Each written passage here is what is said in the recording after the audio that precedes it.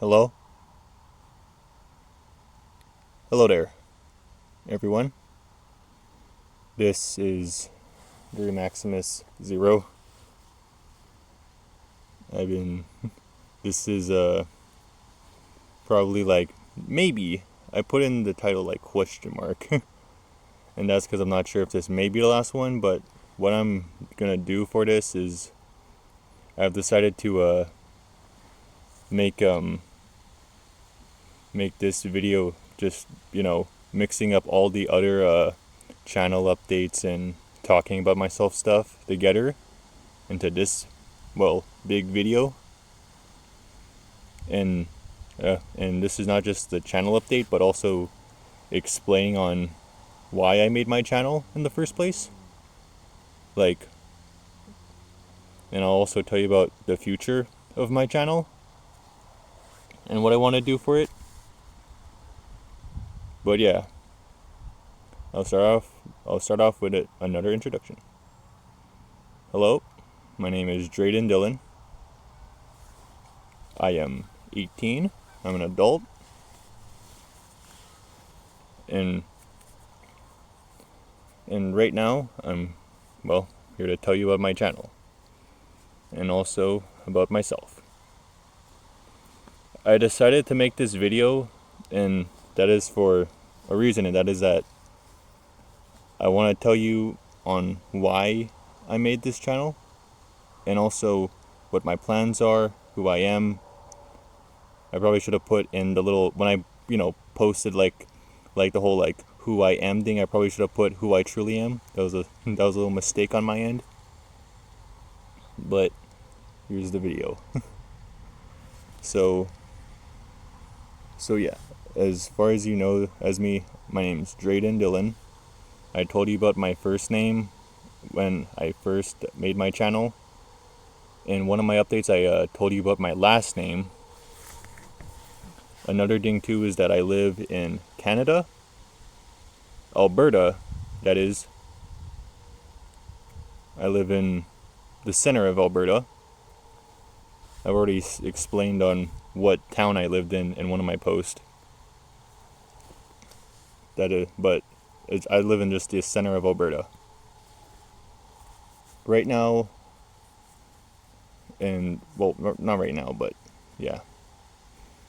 And on what I've already explained a lot about me.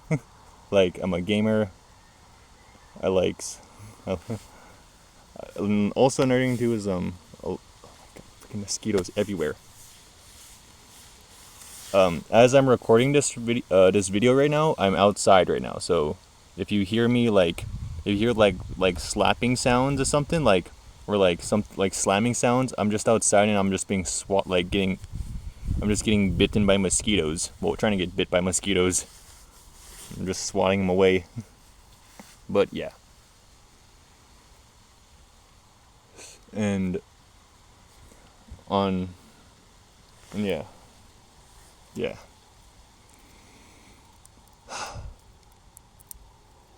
What and other things about me too I've explained in my updates is I make gaming content, and I do you've seen my gaming content I made when I started out making little small game clips of Watch Dogs to then I started moving on to other game clips.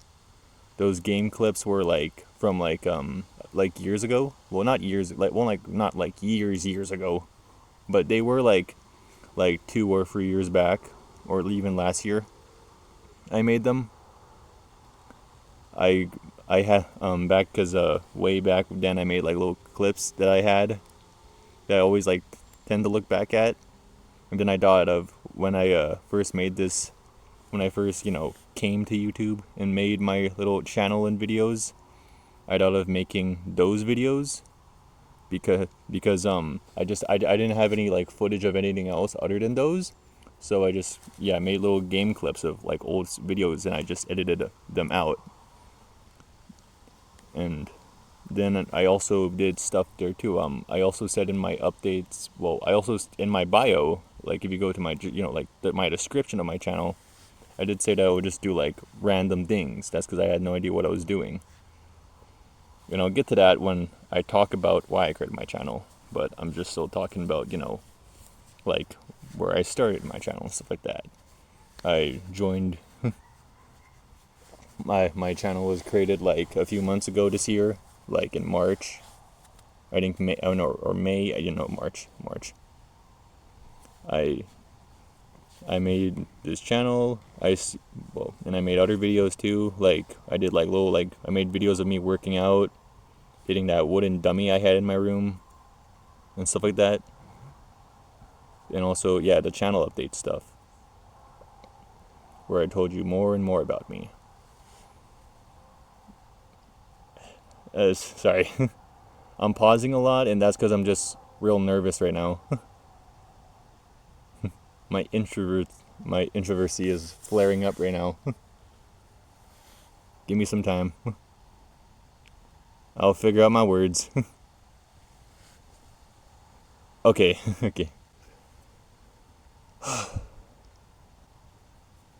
But when it, but other things I've also told you about is in June, yeah, yeah, I just kept doing all those videos and stuff like that,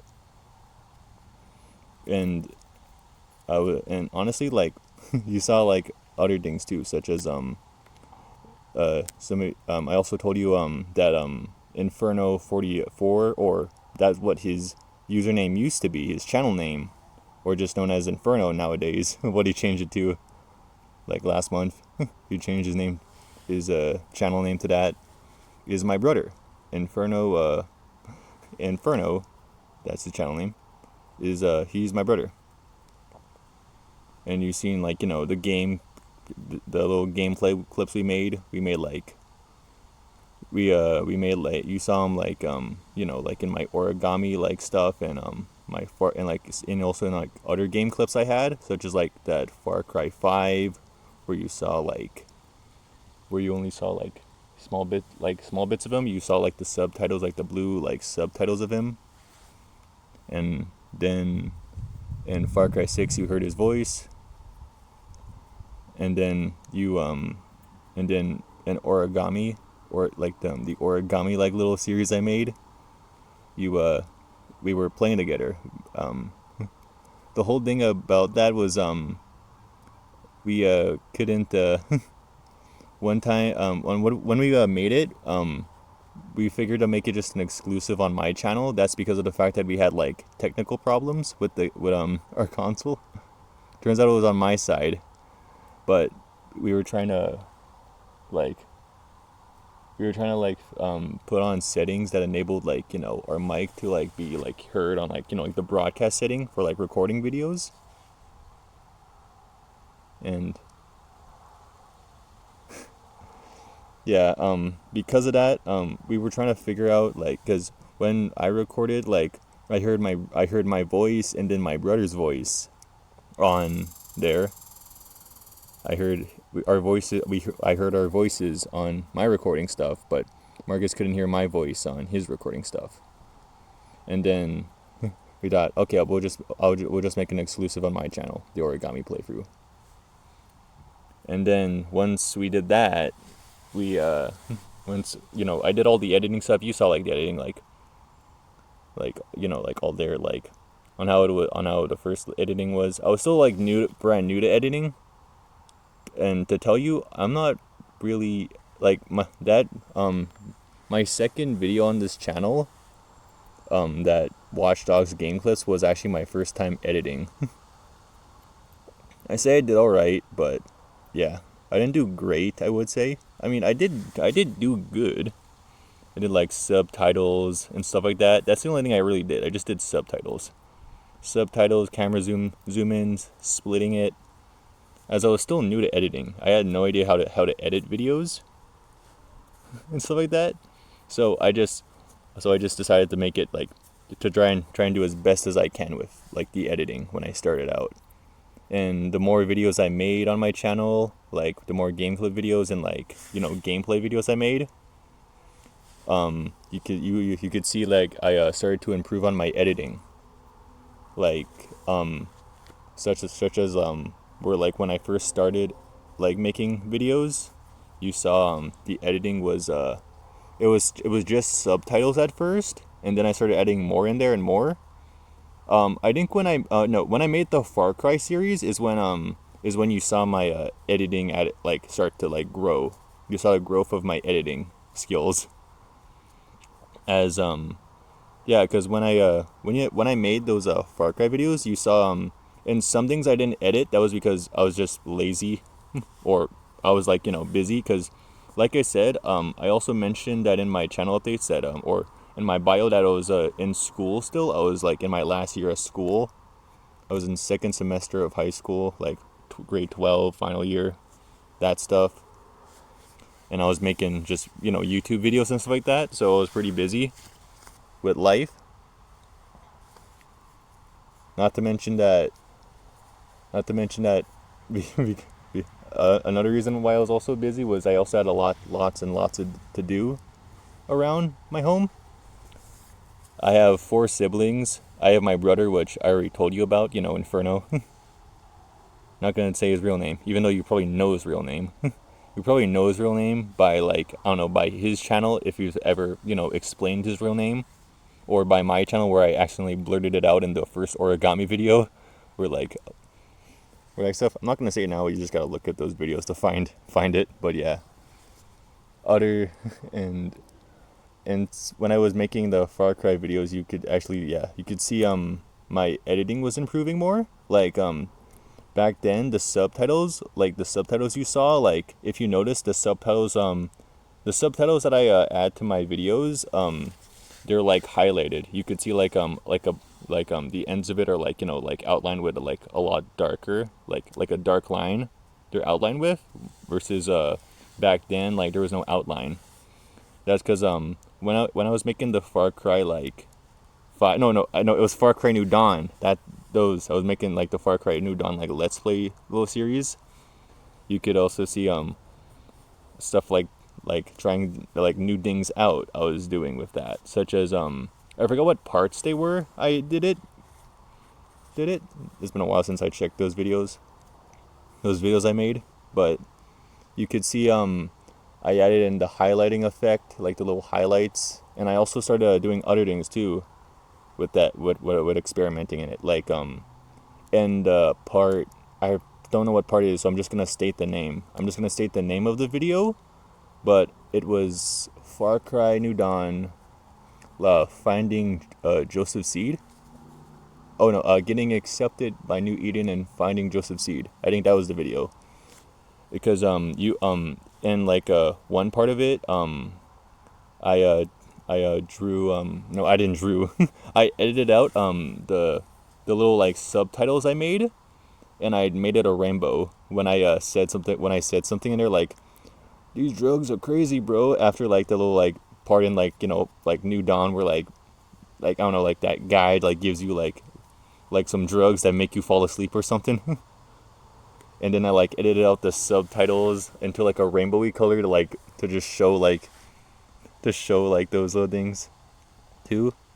Oh yeah, I skipped other things too, such as during my when making my videos I also used the quotes, like the little like end quotes or parentheses and like dots for like certain things. Like I used the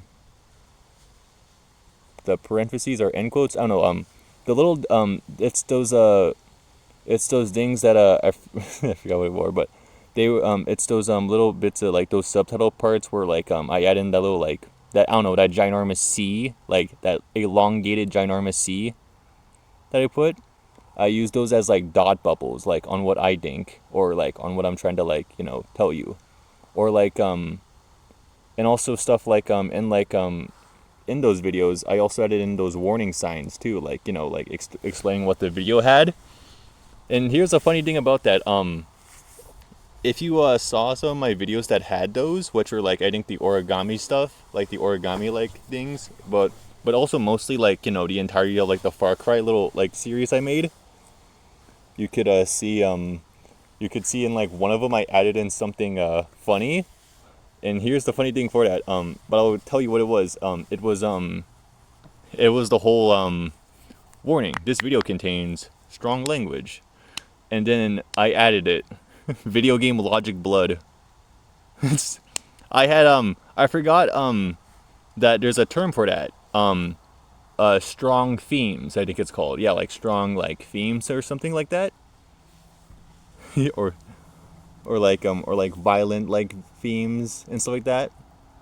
I had to put I could have just done that, but I forgot what it was. I forgot what to put there, so I was like, I'll just put in something I think about it, and I just put in video game logic blood.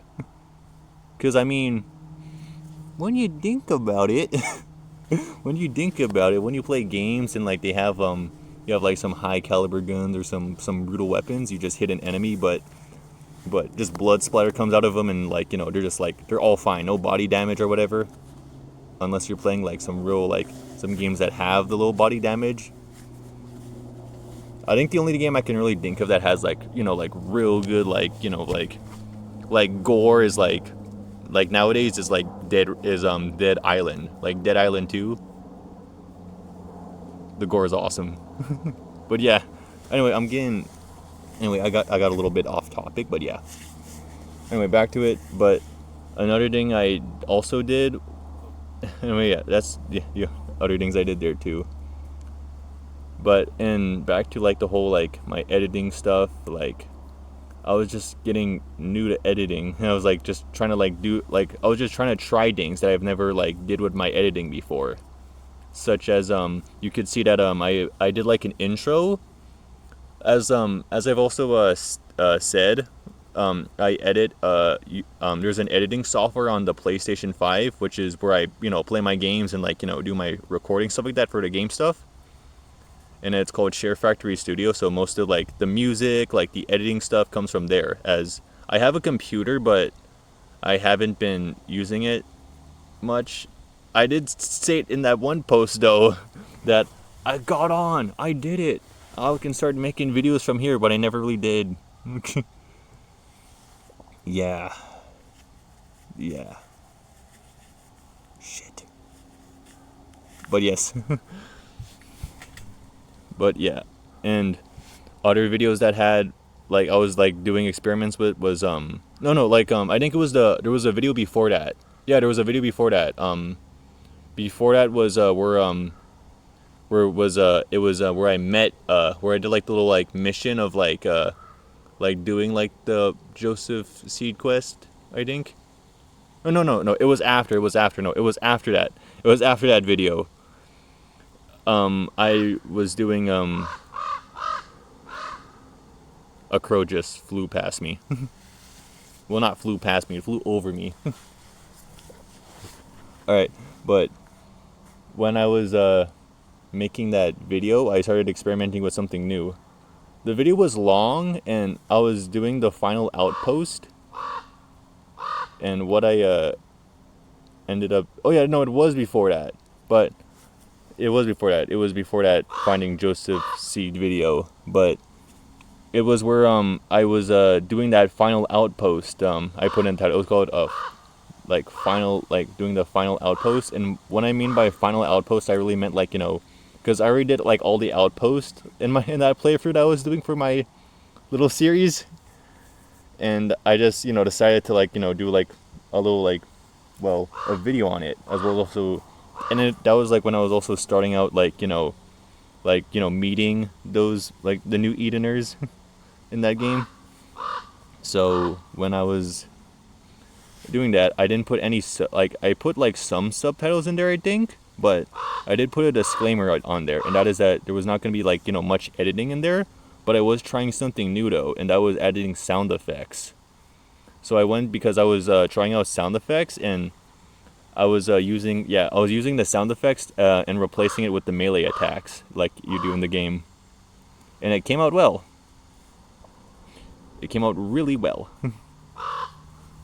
And then that's when I started adding sound effects for my videos. You could see like after that video was made, I started adding sound effects in like the other videos, and then after that I started adding more stuff. Like I started to probably like after that, after I made that video, the next video you saw was part 8. Yeah, no, I remember now. It was part 8, and it was you know, like the twins, that little like the twins mission. That's my most highly viewed video ever. At like 68 views. At 68 views. Honestly, that probably might have been my most edited video right now. That probably might have been my most edited like video for my channel. As I wanted to, like, you know, because I was like doing like the final 3 episodes, like the final, well, not the final 3 episodes, but the final 3 like parts to my series, like part 8, part 9, and part 10. So I wanted to do as much editing as I could with them. That is to, like, you know, that is so I could like make it like, you know, like really good and stuff like that, because it was like the last 3 parts, and I just had to edit them. And when that video did well, like I think it blew up in like 3 days. Like it got up to like 60, which was like higher than like any of my other videos. Which, and honestly, when I saw how well received that was, like I was just like so happy. Because like, oh my gosh, that's insane. Because I only figured that only like a little bit of people would watch it, but it just kept growing and growing. Like the view count grew. Like first it was like 20 one day. That was like 20 like on the second day, I think, but then it like grew up to like 60. Like it grew up to like, you know, like 60 like views within like the third day.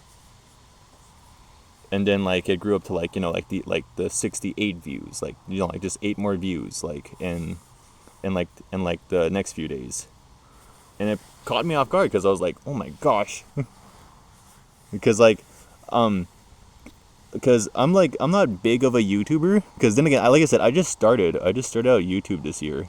so when I saw like that big like variety of numbers within like just like a few days, and like just like at the start of a week, like I was just shocked, because like that was insane. Like and that motivated me to like make the other videos too, like to finish the other videos, because and do like better, like even more editing with them.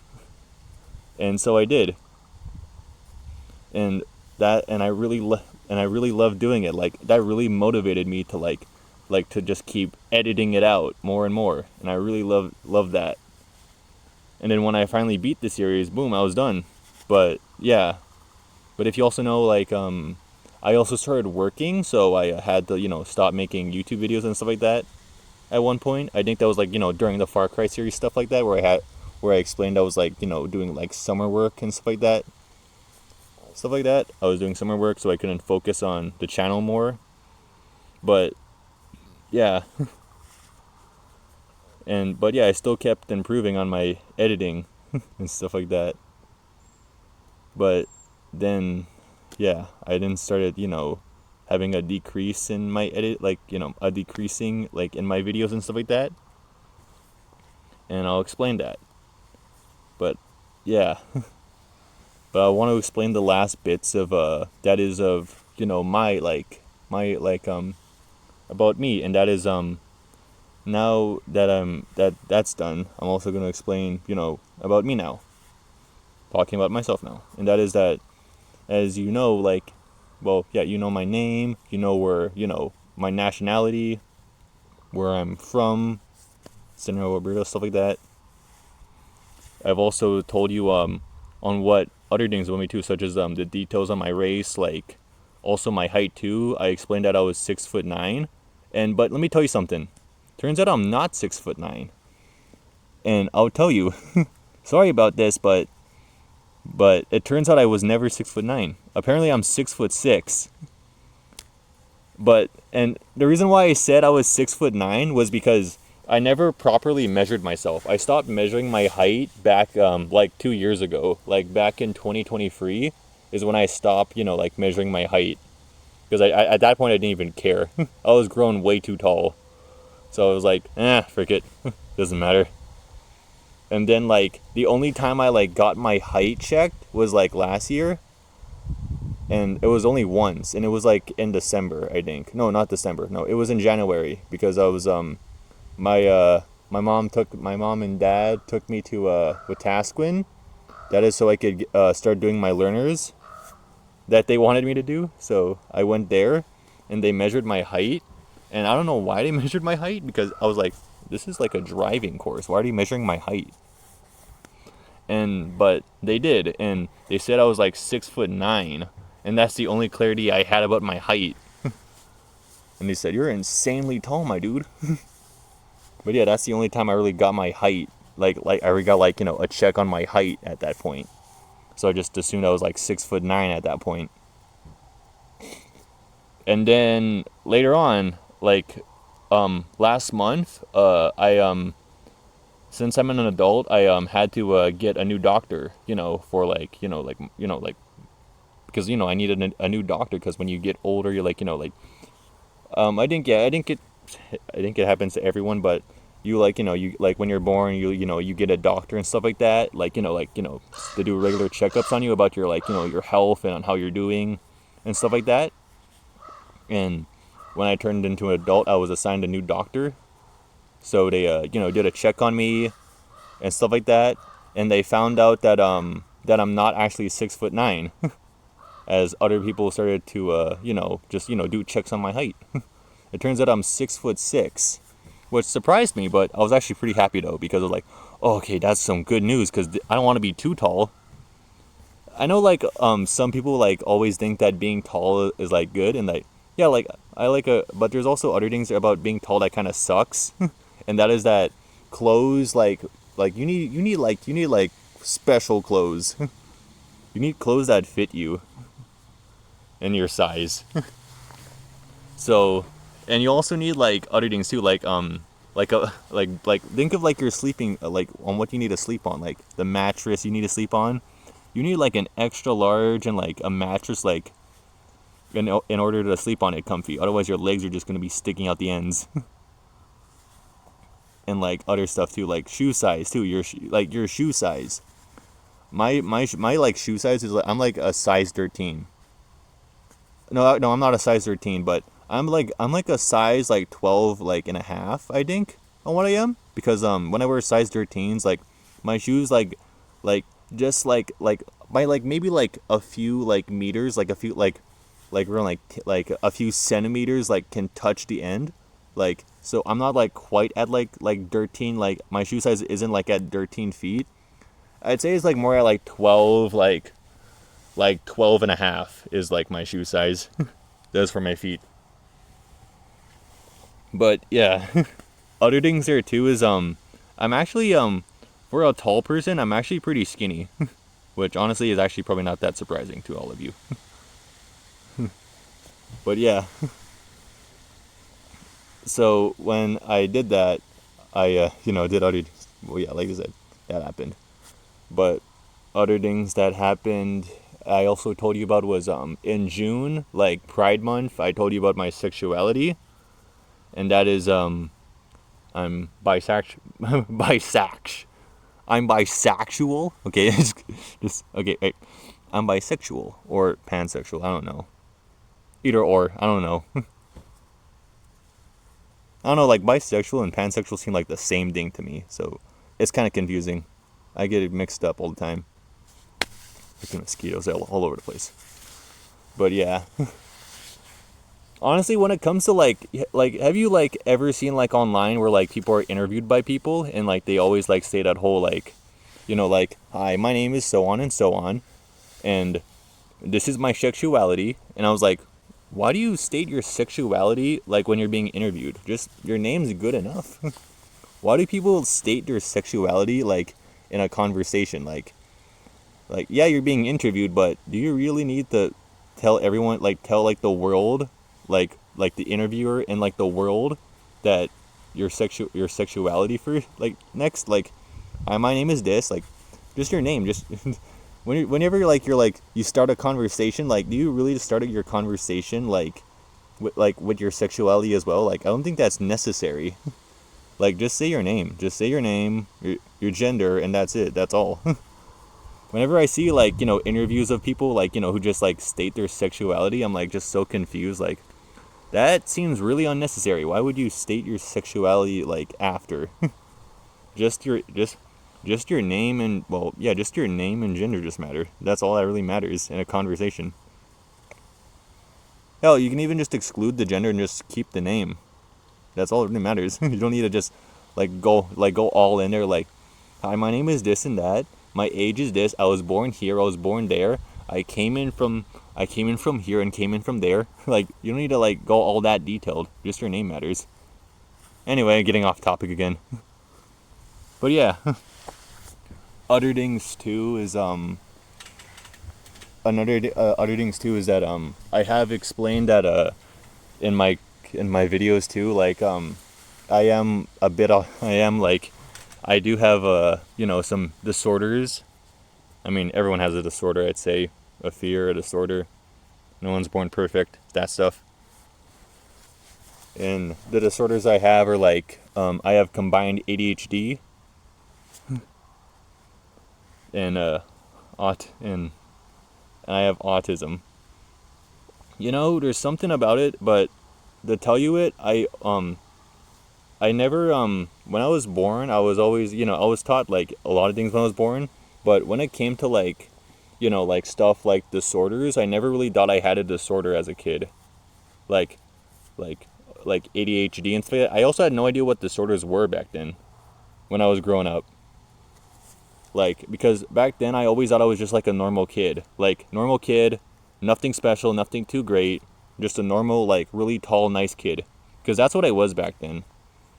I went to school, I had friends, all that stuff. Like, I was just an average person. I thought, like, I was, like, not special or anything. Like, I was just, normal. Like, not special, nothing.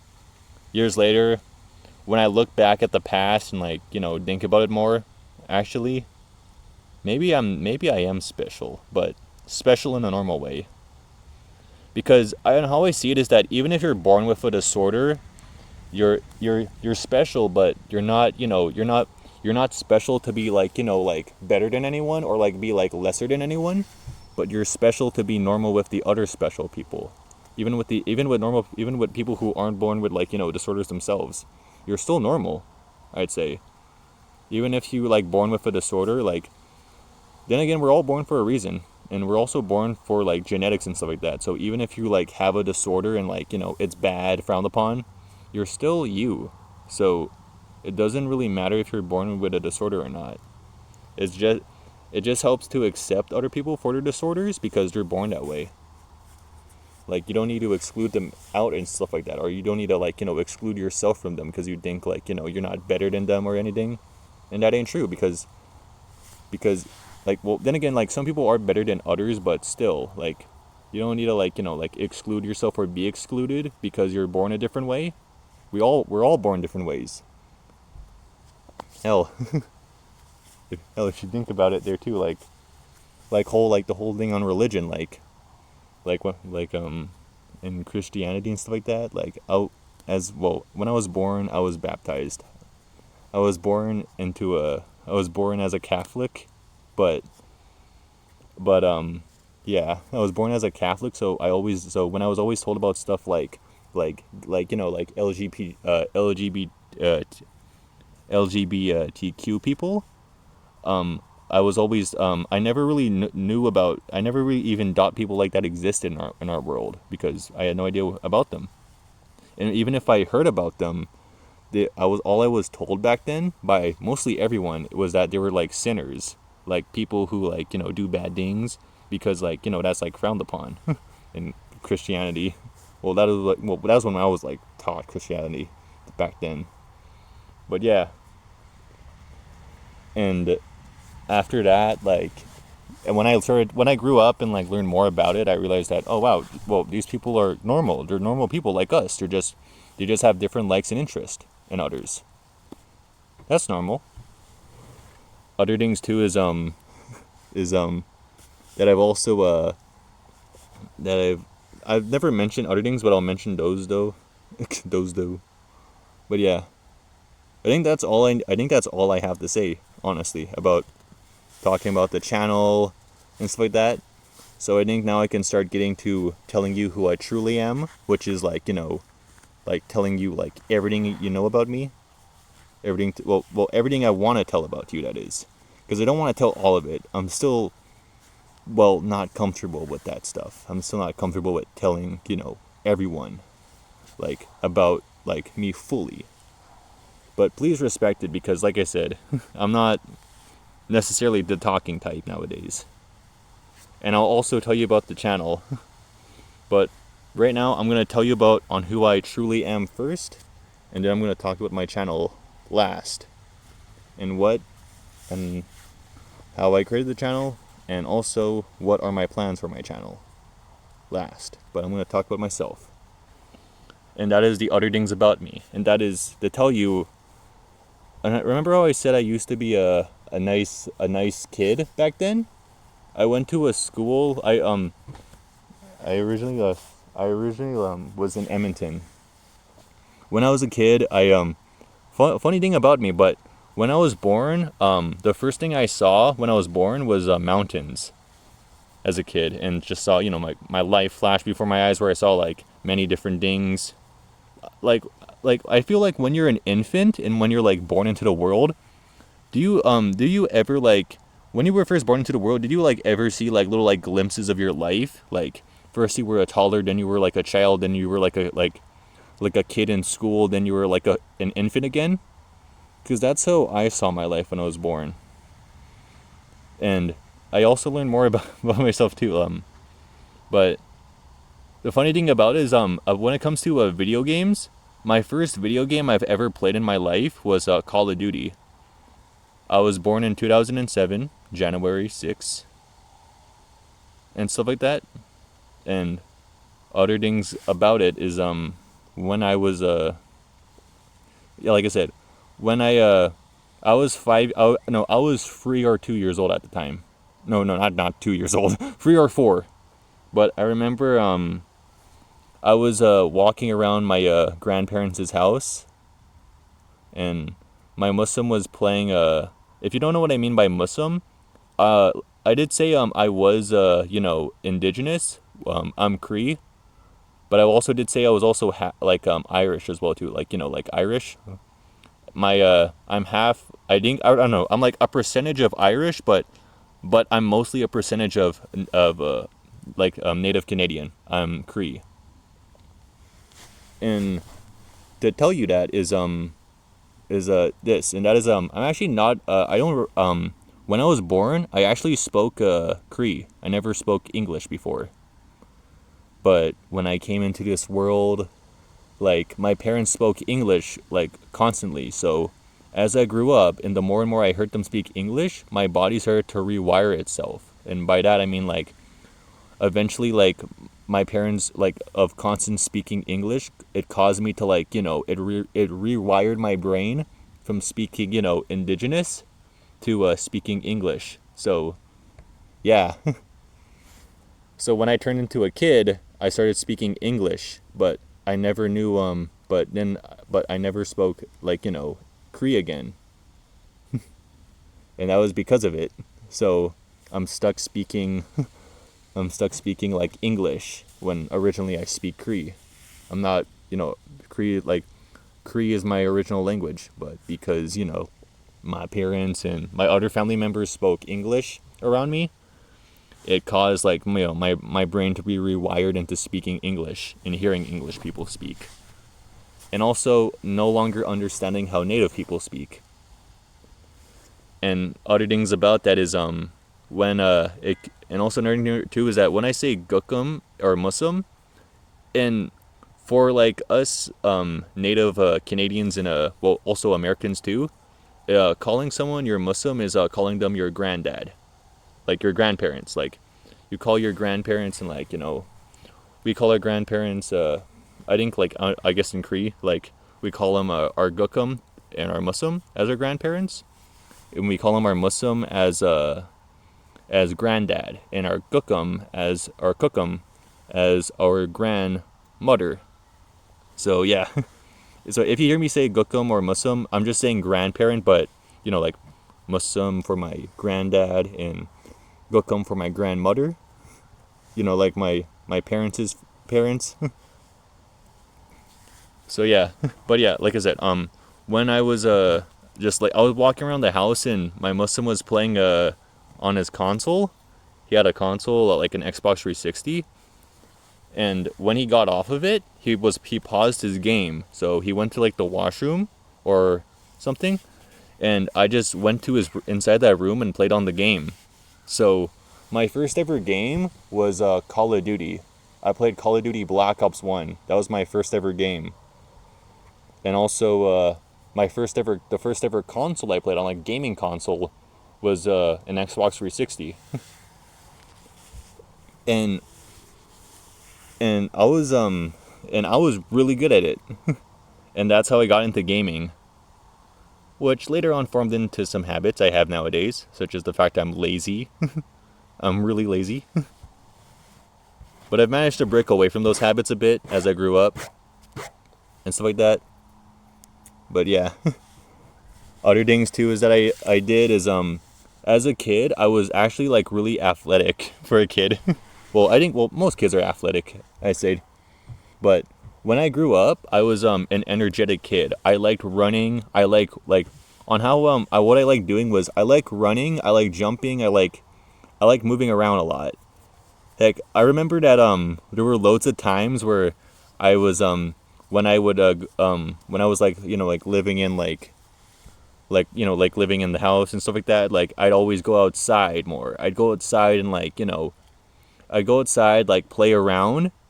I'd pick up sticks and like, you know, throw them or something like that. I'd run down the street. Well, not too far down the street away from the house, but I'd even run inside the house too. As like I said, I was like I also said there too, I was I'm the oldest child. Like I'm the oldest. I have 4 siblings. My brother and my 2 sisters.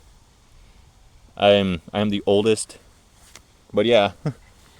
But when I was first born, I was the first place I lived was actually in Edmonton. I lived in Edmonton for like a few years, and I got to see my grandparents for a while.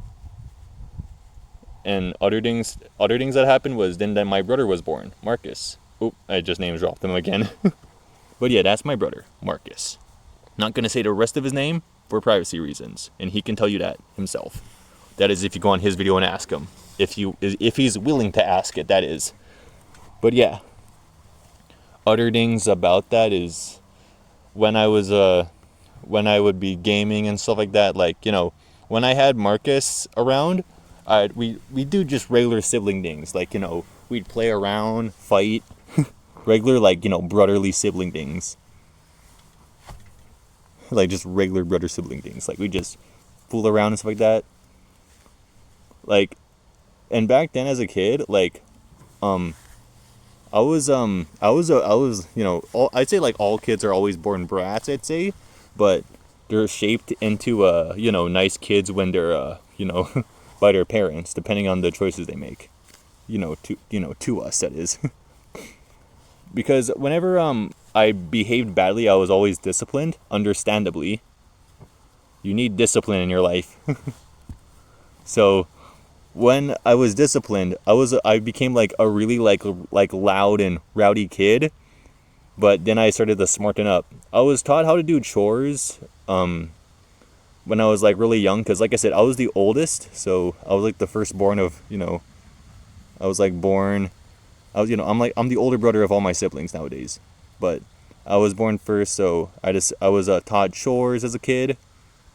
And also I did a lot of things there too. And my parents of course loved me, but a lot of my other family members loved me as well. That was because of on how I was and who I was back then. Because as I grew up, I was a really kind kid.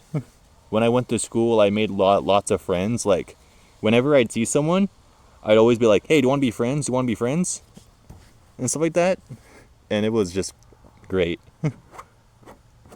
Great. I was a big obese kid who liked eating lots of food. I liked eating lots of food. I liked staying at home, gaming. I liked going to school, talking to people and my friends. And yeah, that stuff happened. But another thing or two I mentioned is that I did move out though. When I used to live in Edmonton. I said that, and that's because That's because I had the mom had to move out because rent was getting too much in the inside of the house. We Mom couldn't pay rent much inside the house, so we couldn't, yeah, we couldn't live there. I think my brother was my brother is born 3 years after me. He's born in well, I'm not gonna say his, well, no, like 2 or 3 years after me. I'm not gonna state his birth. You can ask him yourself, like I just said about you can ask him about him on his channel. But yeah, and we had to move out, so I don't think my brother says that he has like small memories of the apartment we lived in, like not too much though. He said that because he would be he would have been maybe like 3 or 2 years old, like when he's on how long he's lived in the apartment. Because I think we had to move out I was like 4 at the time, so we had to move out at that time. Other things too that happened was is that after we moved in with our grandparents, which is, well, like I said, the grandparent, like my Muslim Gukum on my mom's side of the family, we moved in here, and this is where I spent most of my life, and this is where most of my memories come from. But yeah. Another thing too is that I like to state like a really funny fact about myself, and that is this. But when I was born, my first words were mountains. That's because my gukum on my dad's family, I think, my dad's side of the family, was in the vehicle with my mom when they were taking me like to the mountains when I was first born. And I was like maybe like a few months old, or like like I was 1 year old. But my gukum or my mother or both of them, they were telling me about the mountains. Like little infant me was like in like the little like baby little baby crib in the back, like the baby seat driver crib in the back, and they were talking to me about they were talking to me too like about the mountains, because like I said, the first thing I saw when I was born was the mountains. But when I was in the vehicle, they were saying, "Look, mountains, mountains." And when I heard those words, I said something. I said my first words, mountains. So there's a fun fact. My first words when being born into this world, like when coming into this world, weren't mother. Because like when you're born into this world, like the most the words that are most commonly said when you're born is like mom, dada, like that stuff. But my words were just mountains. Like that's that's really funny, but that's also insane. Like an infant, like someone who was born into the world like a month or like a few months old, like their first words are mountains, like a really big and complicated word for an infant. And yeah, it's probably like something that it's something I always think about, like just like I can't believe my first words were mountains as a kid. I always think to myself that. Other things too is when I moved in to my gukum, like I did like loads of things, like because like I said, that this is where I live. Like I live with my grandparents.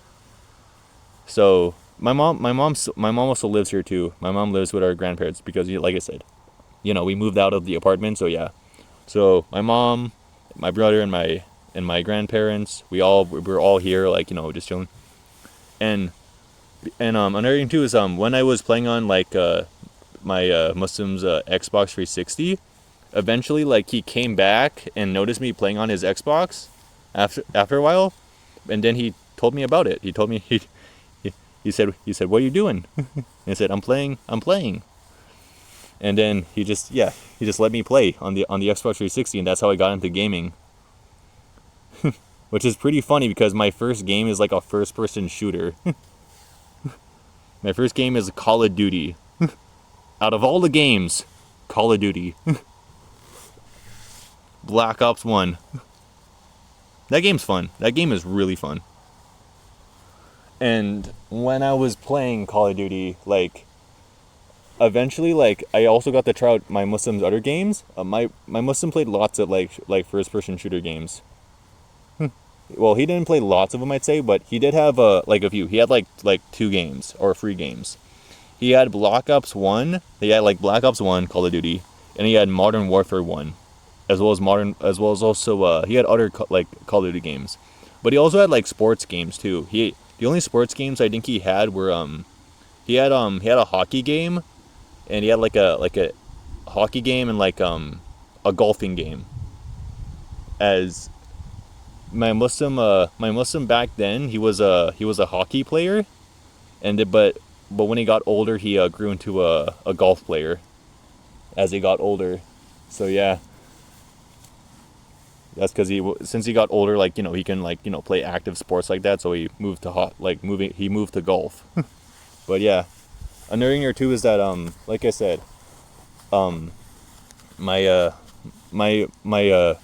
my parent, well, not my parents, I'd say my grandparents were Catholic. I'd say that's where I got I was taught Catholic stuff. But like I said, I was baptized when I was born. I was baptized in the holy water of being drowned by a priest.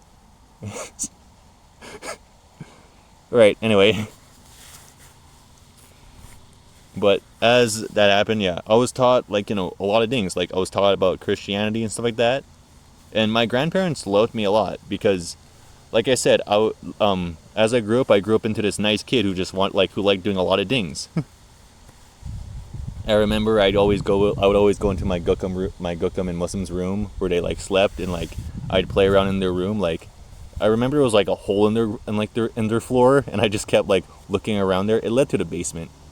Another person who lived in my Gukam's house, my grandparents' house, was my uncle. Um, and yeah, like and yeah, like my uncle was there too. So yeah, my uncle slept in the basement. But yeah, after that, after all that, like yeah, just time moved past. I remember that's when I also went to school. When I went to like school for the first time. Back then I did go to school though. Like when I still lived in like Edmonton with Ma and my brother, who was still a baby at the time. When I moved to when I moved to when we were like well, not moved, but when I was in Edmonton, we were like chilling. But like I said, I went to school there. I had to go to daycare. Like my mom dropped me off at daycare and stuff like that, and other things too. And then I went to school for the first time. I think I went to kindergarten because yeah, like I said, you got when you start school, you go to kindergarten. I went to kindergarten at a school. I forget what the school was, but also I shouldn't be naming the school because yeah, like I said, boom. You're not supposed to like name schools. That's like a common thing you should never do. Like never give like a name to a school. But yeah. But then again, even though I forgot what school it was. It was a school in Edmonton though, because like I said, I lived in Edmonton, so I was in the kindergarten and I made some friends there. It was great. But when I was like living in Musquecheese, when I went to the schools here, and that's when as I was in those schools, I was like I was in kindergarten first, and then I eventually I think at age 5 or 6 I ended up a lot of things happened when I was like 5 years old and 6 years old, and that is I moved to like grade one of school, and like grade one was awesome. Like we learned, but here's the catch though. I'll get to that though, but I'll also get to the things that happened major in my life. Like I started to learn about my mom and Gukman Muslim brought me to their like family members. Even my dad, because my dad my dad was in Musquecheese too, so my dad showed me his side of the family too, as well as my Gukam on his side. So as we were there, my Gukam on my mom and dad's side, and my Gukman Muslim on my mom and dad's side, they showed us about our family members who lived in Musquecheese, because my mom and dad actually are born from Musquecheese. So a lot of family members are, here. A lot of my, cousins, uncles, and stuff like that, uncles, aunties, and grandparents are here in this small town. Well, not real small. I mean, there's districts. Well, not really districts, but there's separate towns. Louis Bowl, Montana, Samson, and here, Ermineskin. But yeah, when we were, just when I was there, I met so many like cousins, and we really I was like the time of my life, like I met so many of my cousins, like I formed bonds with them and stuff like that. My mom even dropped me off at their houses, and like we just like had fun. We talked a lot. I remember one time my cousins were outside in the summer, and they had a pool. Like they had like a little like pool out there, and my mom had to go inside and get something, and little old me, like I said, I was still a rowdy kid at the time. So when my mom went inside, my cousins told me, "Hey, come in the pool with us."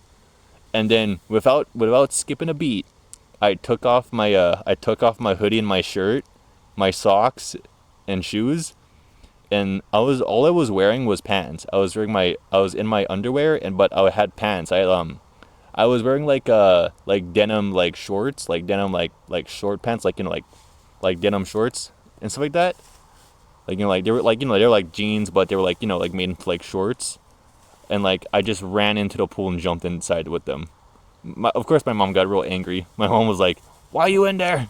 Why are you in there? I told you to stay inside." Eventually, my mom had to take me home and had to get me to change my clothes. But still, it was real fun. But when I was in grade 1, something happened. When we were taught our subjects, like subjects to learn, something happened, and that was I never understood it at the time, but I was moved back to kindergarten that same year. And years later I found out why. And that was because of the fact that when we were doing our subjects, all the kids were doing, math and their science and LA and stuff like that. I wasn't doing anything. And not to mention, I couldn't understand anything.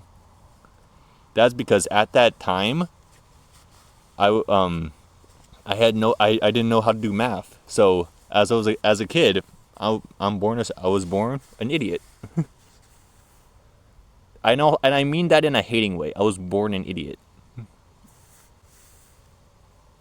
And that was because of the fact that because of it, I ended up getting set back a grade. So I had to redo kindergarten again.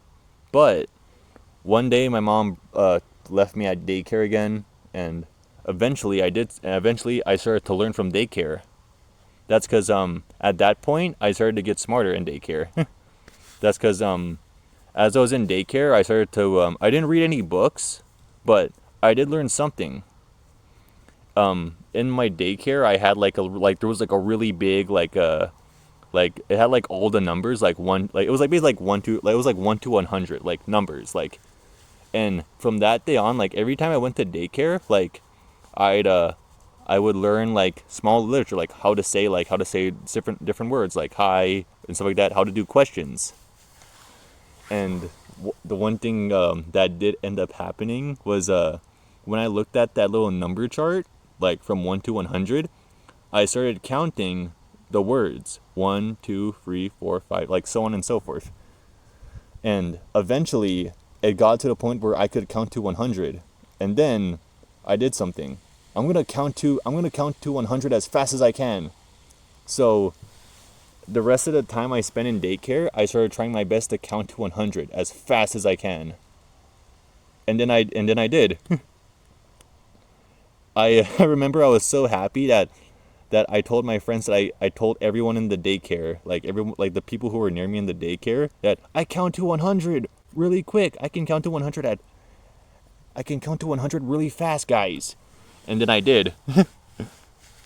Some kids were like everyone was just shocked and stuff like that. But yeah, I learned to count. Eventually, like I started to, go to school. Like eventually, like, I passed kindergarten again, and then I passed grade 1. But then that's when other things happened, and I had the and when I moved, when I went back to, when I finished, like, school there, my mom enrolled me into a new school to do, to go to school there. I went to school somewhere else where I did, I finished kindergarten, but I ended up doing grade 1. I ended up going to school from there to grade 1 to grade 2. So I was there, like, for 2 years. I met people there too. Like, I became friends with them. All was good. But then something happened and it was my fault. I was a brat for doing it, but there was this thing in our class that had it had something, and that was this, and that, like, this, like, kids who read a book or something, or like did, like, their homework or something like that, would be offered points, like, to, like, some sort of leaderboard, to, like, some leaderboard they had. So when when starting out grade 2, like, they told us, we were taught about it, and said, if we do work and stuff like that, we get put on the leaderboard.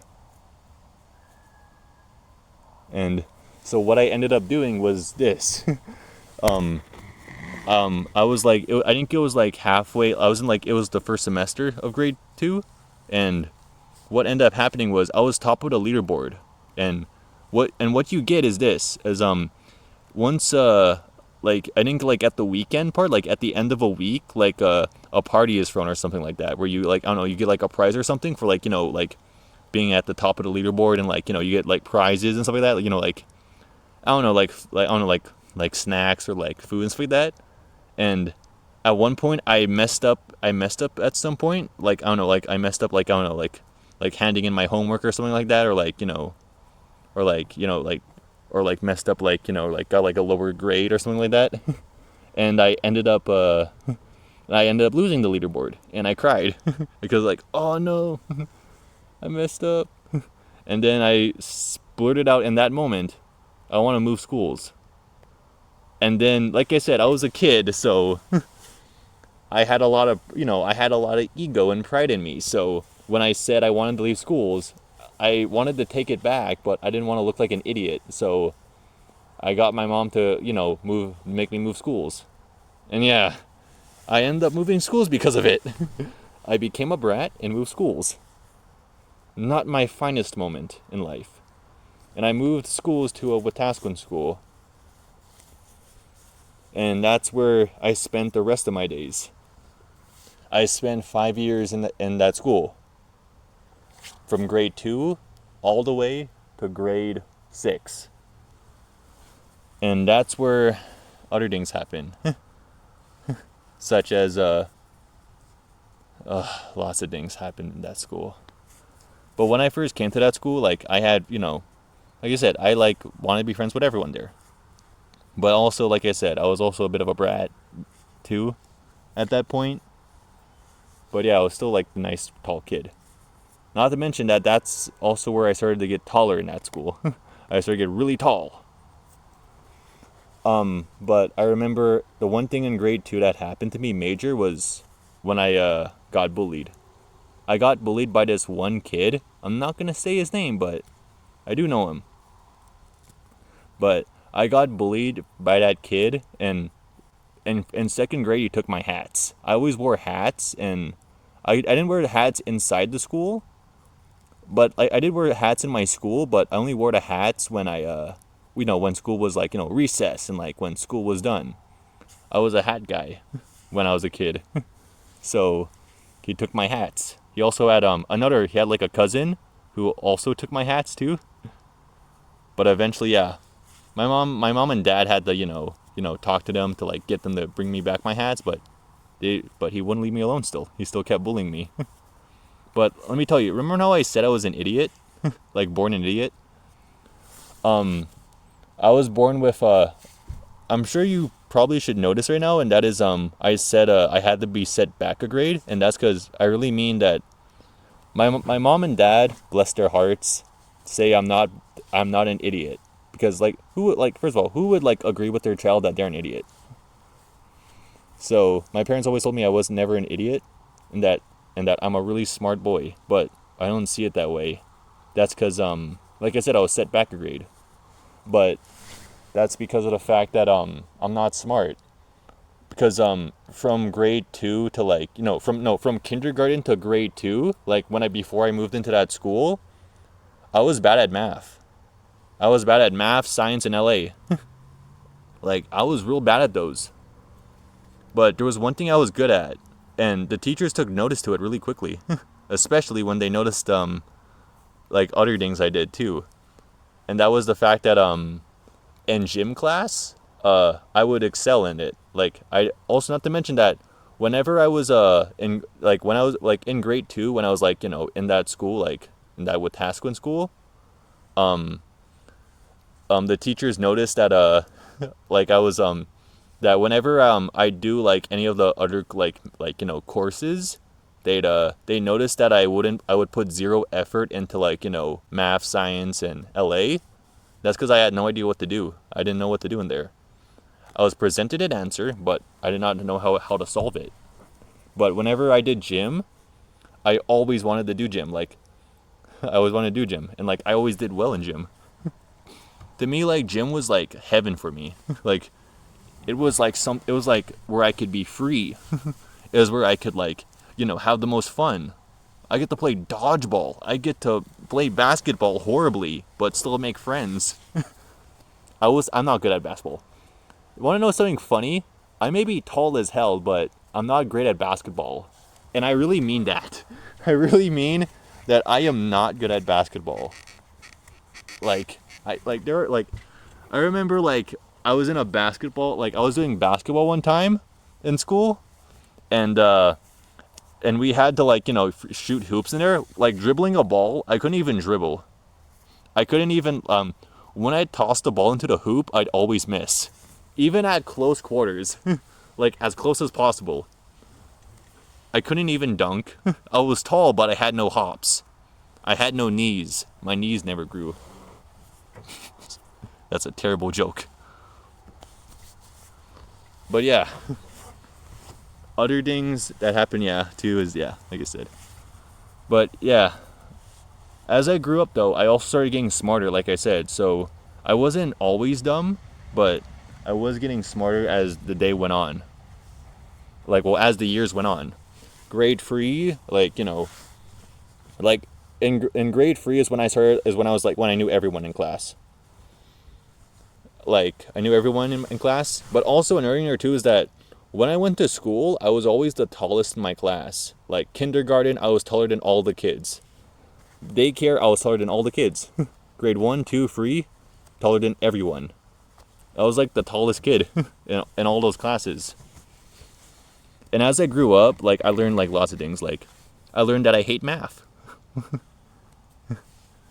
And another thing or two is that when I was growing up, I always wanted to become a police officer. I always wanted to become like a police officer as a kid. And then when I was in grade 3, I think that's when I wanted to change roles, because you all know of Minecraft. Well, all of you should know of Minecraft. Minecraft is like freaking the best game out there. But one day I was in my room and I was playing Minecraft, and my mom saw me, like, I was building a house, like a really good house, and my mom said I should be an architect. And I was like, what's an architect?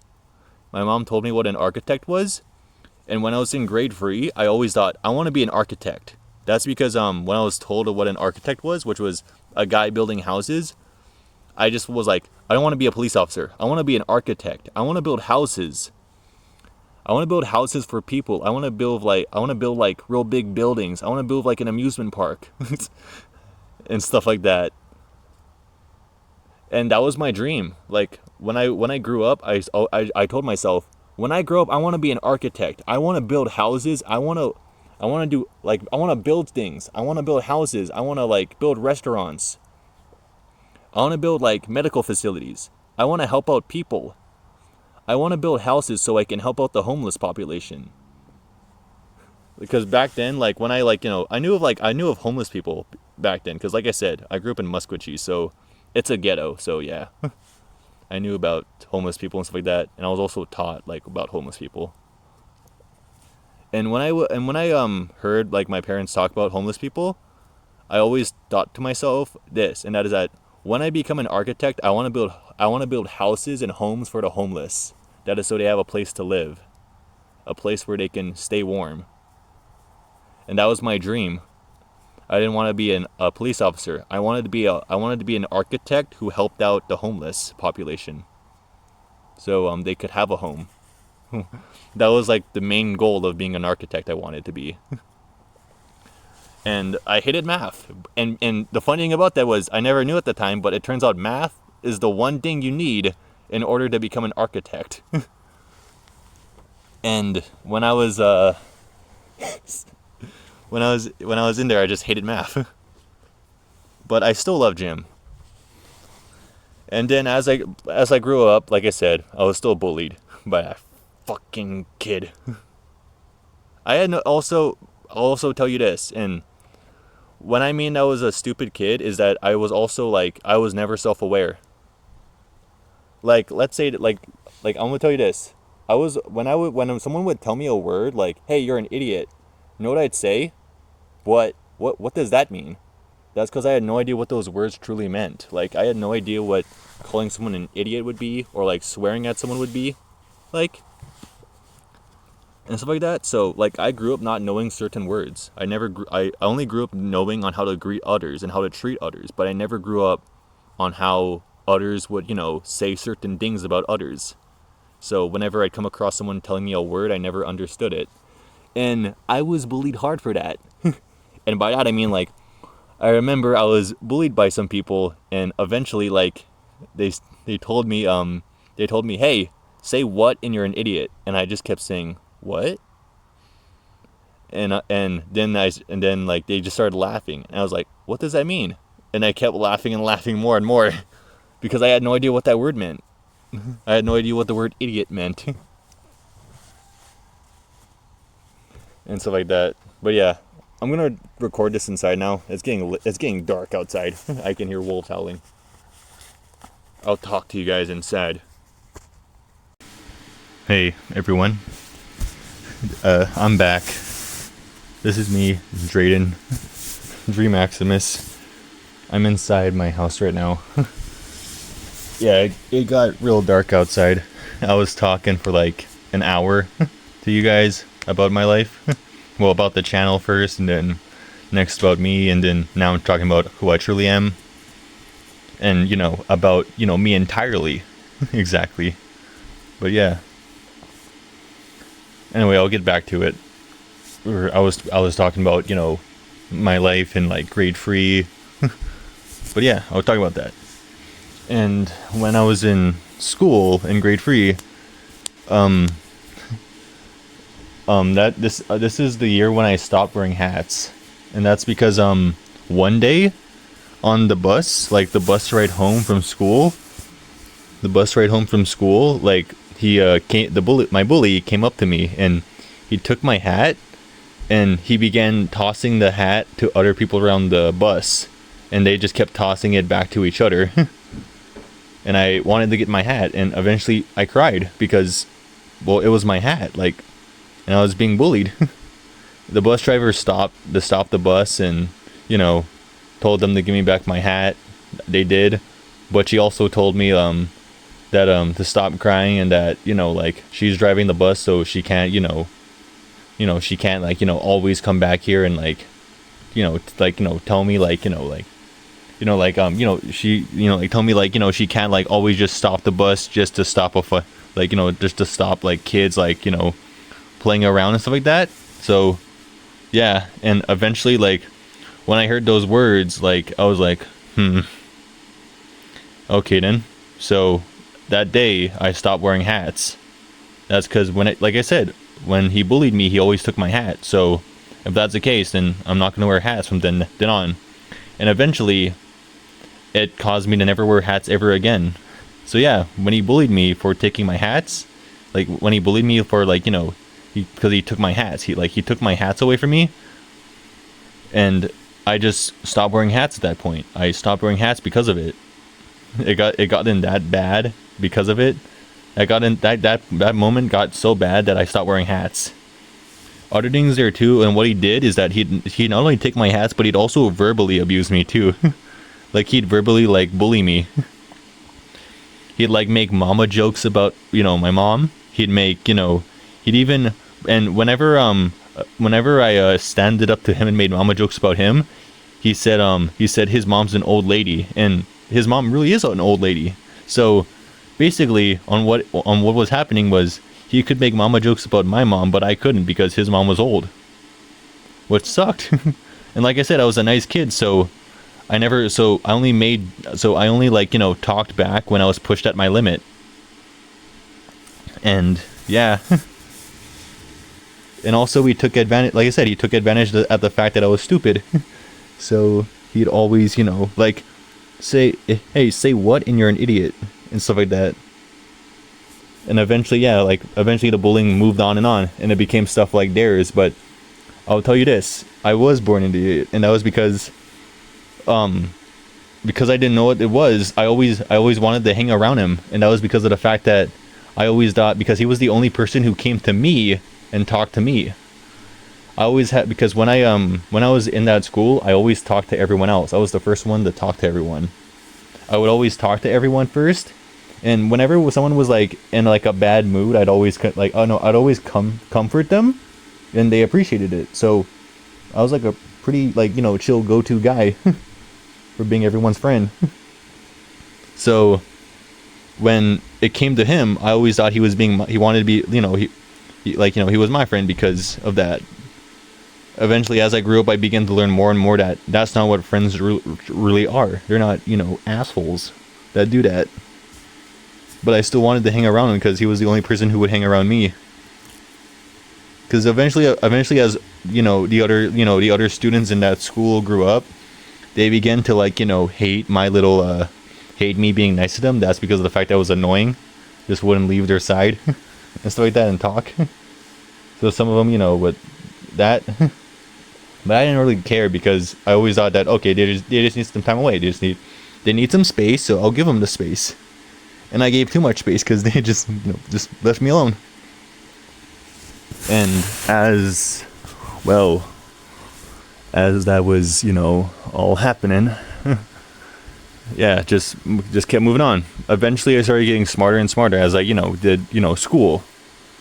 Another thing I'd like to say is that about the gym part is that I mentioned that I like doing gym a lot, and that's because of the fact that when I was born, the only thing I really did inside what I did when I was born was run and jump around a lot. So whenever I went to gym class, I enjoyed gym class more than my actual classes. That's because I never did well. Like from grade 2 to, like, you know, grade 6, I was always like bottom of the class in terms of like grades. Not to mention that my report cards back then were either me being lazy, like when the teachers would hand off the report cards to my parents, they'd always note that I was the most laziest in the class, or someone who would do the most less work in the class. Not to mention it was school, so academics were, like, you know, number one priority, and not like, you know, gym class. Not like getting fit and stuff like that. So yeah. So I'd always be at the bottom of the list. Like my grade was low, like the lowest. But I still kept going to school because I liked it there. Well, then my mom and dad never knew about my bullying because I never told them about it. Especially when I also learned other things too, such as like, also in grade 3, my dad taught me how to fight, and that's because of the fact that, you know, my dad found out about the bullying, so he taught me how to fight, so, you know, I could fight against my bully. But remember how I said I was a nice kid? I was also raised to be a nice kid, so whenever I was taught, you know, how to fight, I never fought him. Know why? Because I didn't want to fight him. Because I wanted to be the nice kid still. I wanted to be, like, you know, the nice kid that never fought anyone and, you know, like, was nice to everyone. So I never, you know, really stood up to him, truly. I stood up to him a little bit, but not fully. You know, I didn't actually, you know, throw a punch at him or something like that. I did push him sometimes when, you know, I'd be at my limit. But like I said, as I grew up, I grew smarter and I also grew more self-aware. So in grade 4 is I think grade 4 is when I hit puberty. Yeah, grade 4 is when I hit puberty. Well, everyone hit puberty at that point in school, but yeah, that's when I started to really grow, and that's when I started to grow a lot taller, because in grade 4 I was like this I was like officially like the tallest. That is compared to all, like, that was compared like to like the smaller teachers, because I was taller than the teacher in grade 4. And then yeah, just regular things happen. Bullying got worse, but I still, was friends with everyone else there. Then I met someone. I met a new friend. I met a friend, and boom, I met two new like best friends I had, and they also joined the group that me and my bully had. Because I thought me and my bully were friends. I thought, but he was just my bully, because I was a stupid idiot kid. Because shit. Who thought that bullying was okay. Oh wait, it's upside down. What the hell is that? Okay. But yeah. Other things other than that too is as I was when this was when I was in the bus, here's the thing about that, but inside the buses of like being in school, like I never had a phone, and my mom always tried to get me a phone, and that was because of like it's always important to have a phone and stuff like that. But I always hated having a phone. But that was because like as a kid I always wanted a phone, but when I thought about it more, I was like, I don't want a phone. Why do I have to take care of this like really expensive piece of like electronic why do I have to take care of something like that? Like I didn't want a phone at that. I had phones, but I stopped wanting phones like at grade 4, I think. And what I had was a 3DS. I had a 3DS at the time.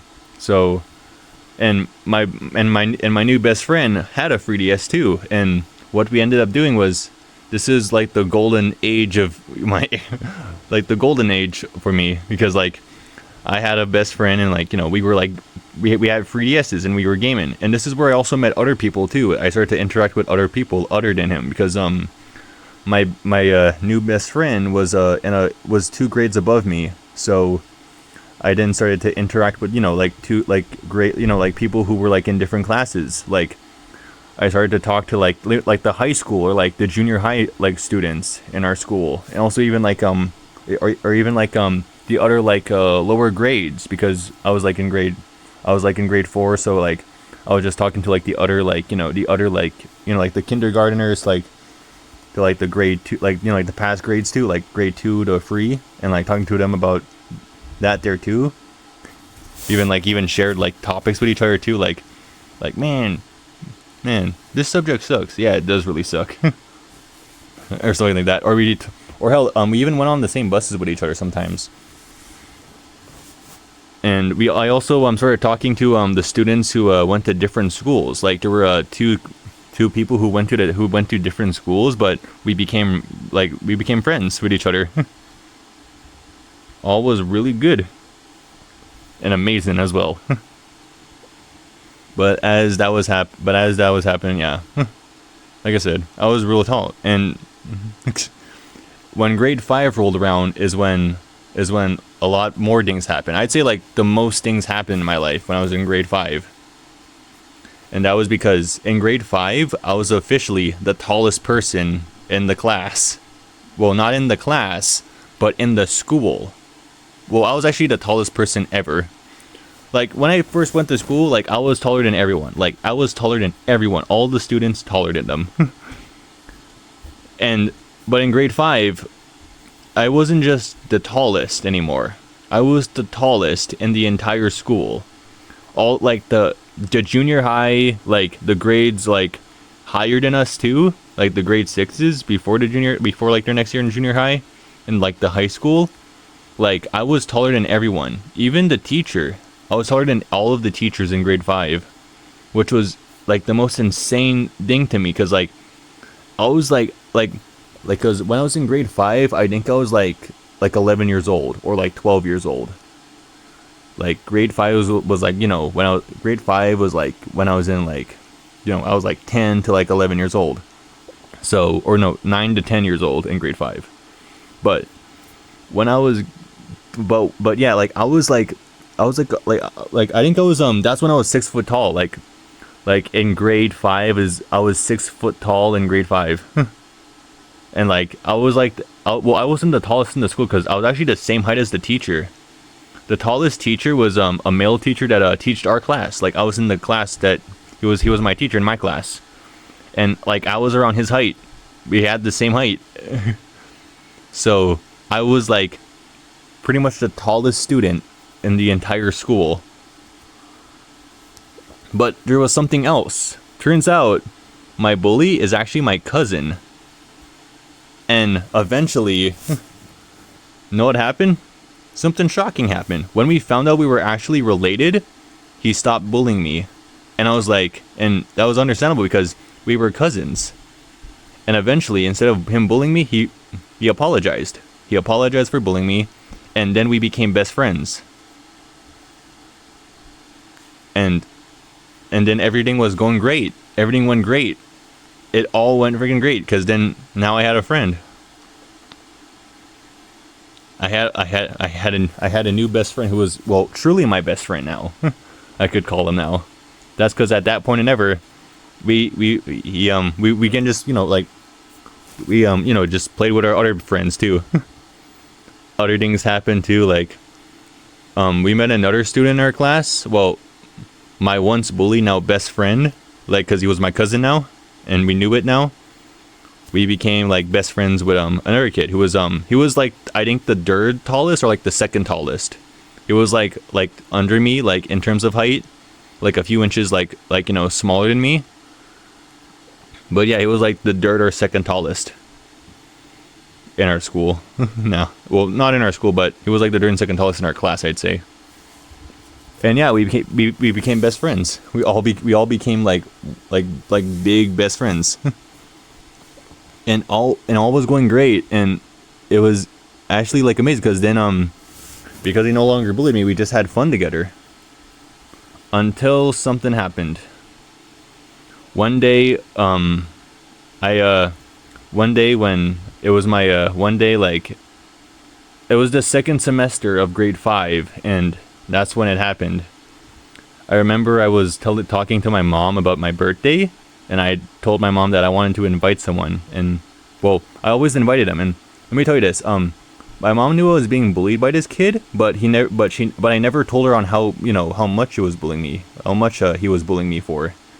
So my mom never knew, you know, how much, you know, I was being bullied by the kid, because I never told her. I only told her that, you know, he just took my hats, and that in grade 3 I told him he was my best friend. So what I ended up saying to my mom was that, "Hey mom, can my best friend come over?" And she said, "Yeah." And I told my mom at that point that, know what's crazy about him? The fact that he was he was my bully, but now he's my best friend. That's because of the fact that we found out we were cousins. He said, "Oh, you're talking about that kid? Wait, he's still your bully?" "Yeah, didn't I tell you?" And I didn't tell her because I only told her I only told my mom. This was a mistake on my end, and that was that I only told my mom that he bullied me in grade 2. But he actually bullied me from grade 2 to grade 5.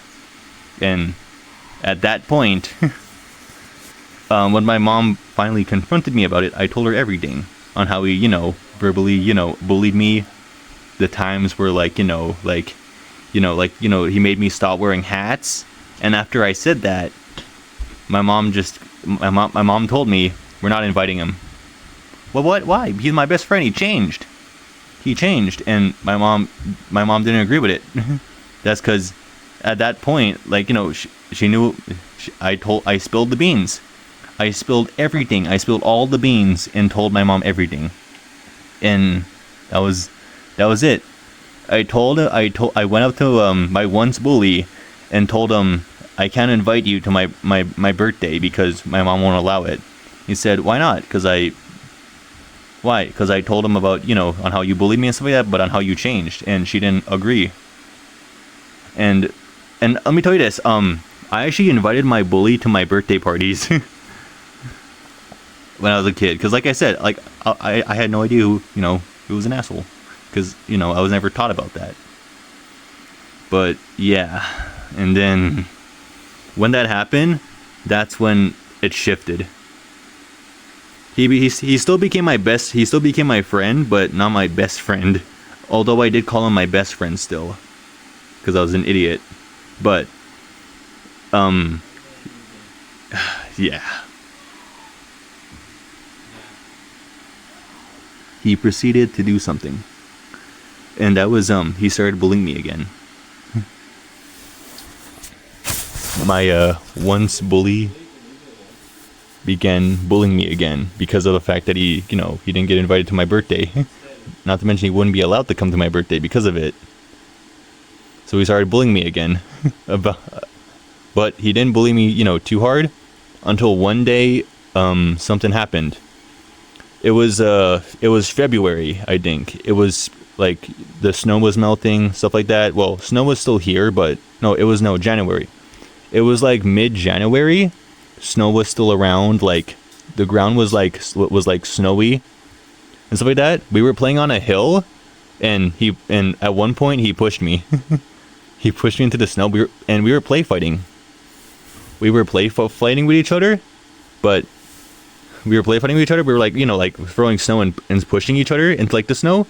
But at one point, like when he pushed me, like I was like, oh, I'm gonna get you back. And next thing you know, him and the second tallest guy, or the third tallest guy in our school, started pushing both of them teamed up together and began throwing snowballs at me and pushing me to the ground, like fully shoving me onto the ground, like dumping snow on me.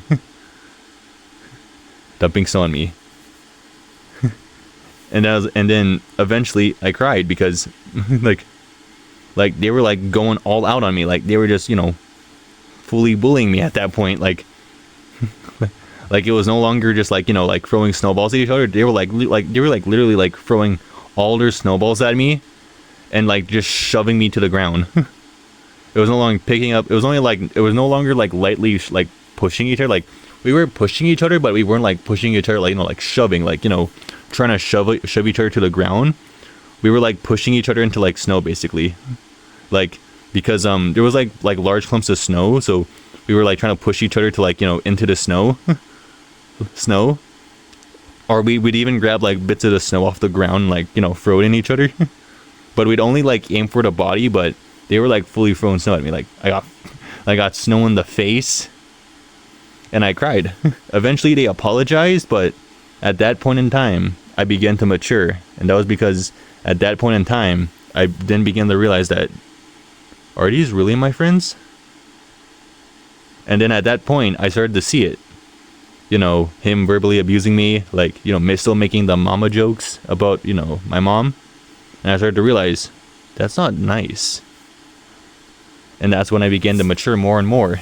And then in grade 6 was my final year, because in first semester, like it became apparent there too that he was that he was still my friend, but I was stuck in a line.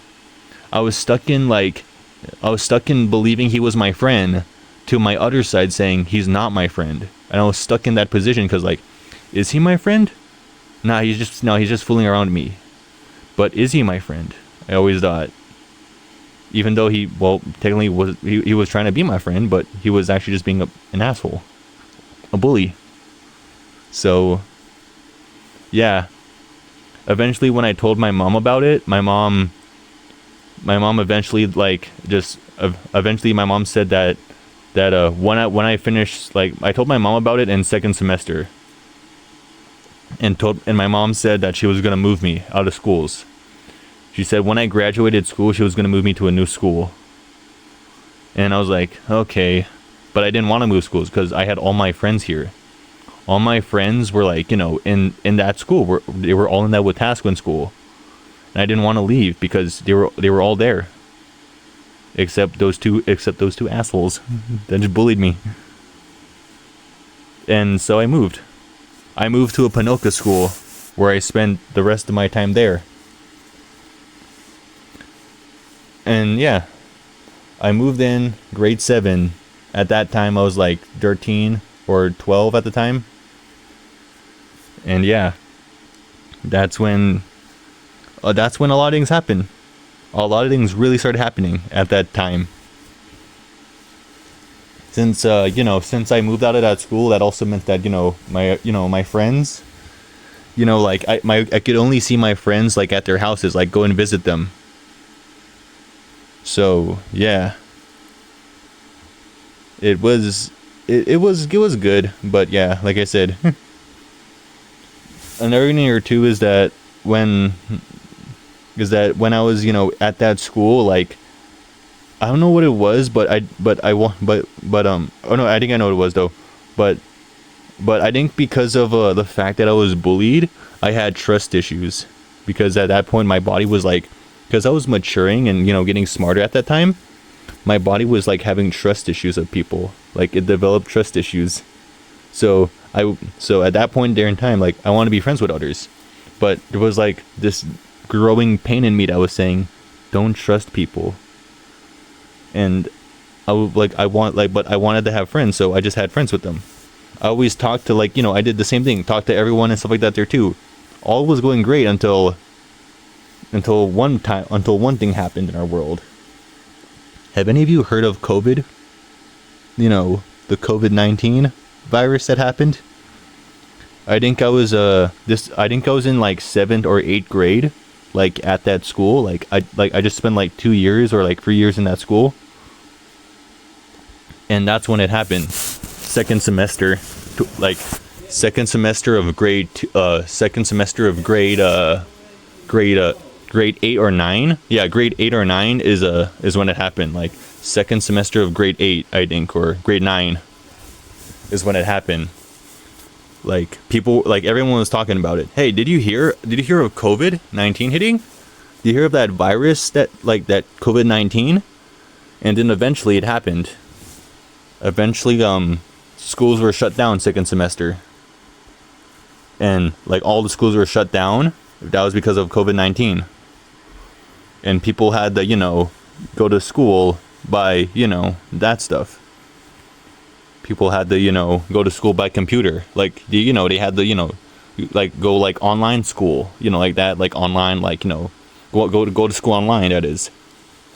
And during that time, like I said, I was lazy at the time there too, so I didn't want to I didn't want to do work on school, like online classes. I didn't want to do that because I sucked at it. Like I said, I'm not a smart person academically, but I am a smart person physically.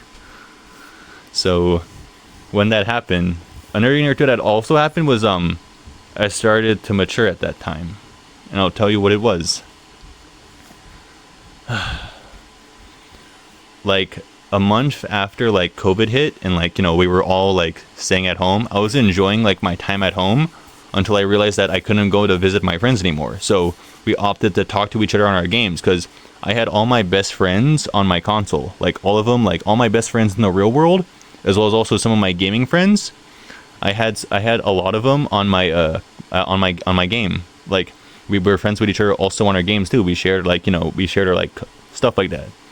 At the time, another thing there too is that this was when I became a PlayStation player. Well, not this time.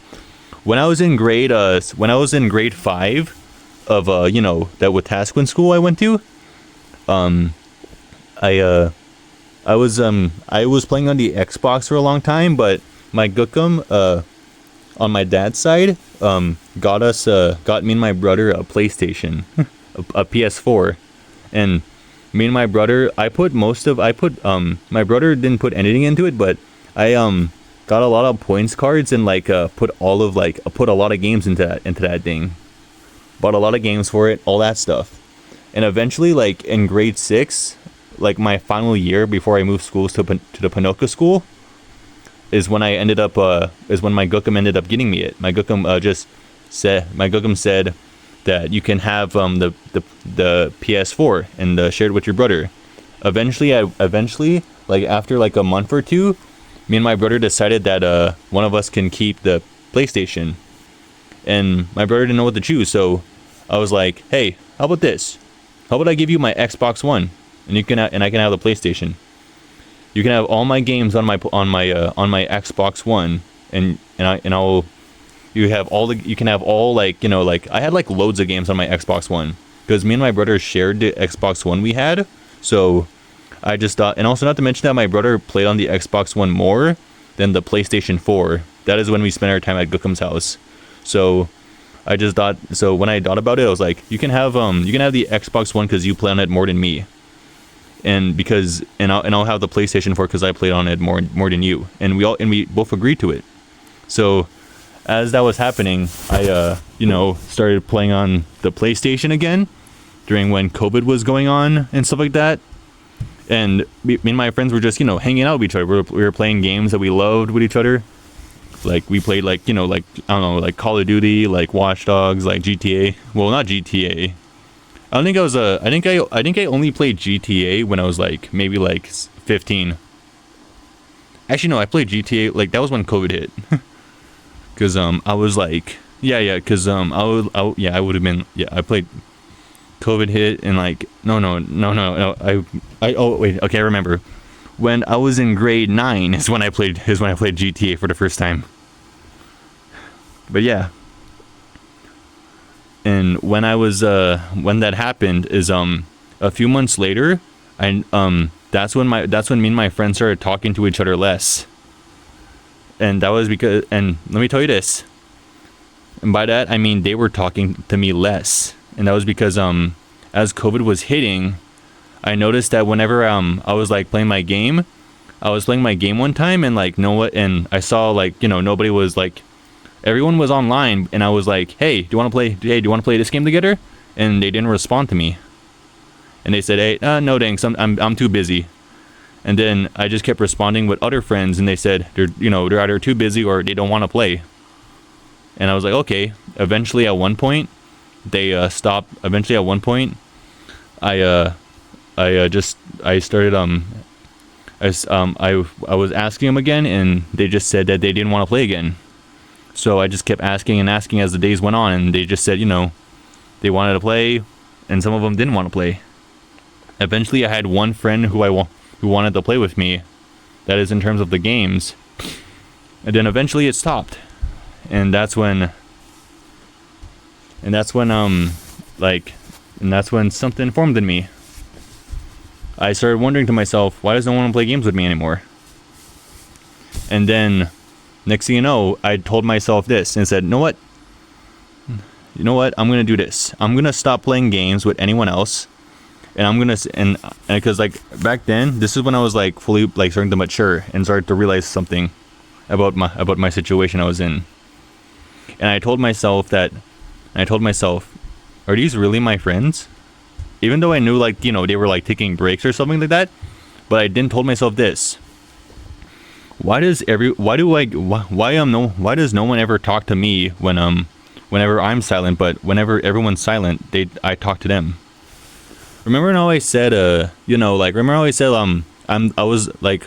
said like during my school time, like, like from like kindergarten to like, like the present day of like now, like I always said people wouldn't talk to me, but I would talk to them, and they would talk to me when I talked to them, but they would never come to me to talk to me. Like, they would never come to me and like start a conversation. Like at that point I started to wonder, why don't they start conversation with me first, and I have to start the conversation with them first myself. So at that point I just told myself, I'm gonna stop talking to them for a week, and see if I'm just being paranoid. And so I did. A week went by, no one talked to me, and then as I was about to talk to them again, I just was like, I'm gonna go for a month. I'm gonna go not a month, but I'm gonna do it for another week. And then a week went by, no one wanted to talk to me. I played online. No one asked me a question. No one said, "Hey, do you want to play this game?" And eventually, a month went by, and no one wanted to talk to me again. No one wanted to say, "Hey, do you want to play this game again?" And then 2 months went by. Then 3 months. Then yeah, it was like, I think it was like October. No, it was June. It was June during this time, or I think no, it wasn't June. It was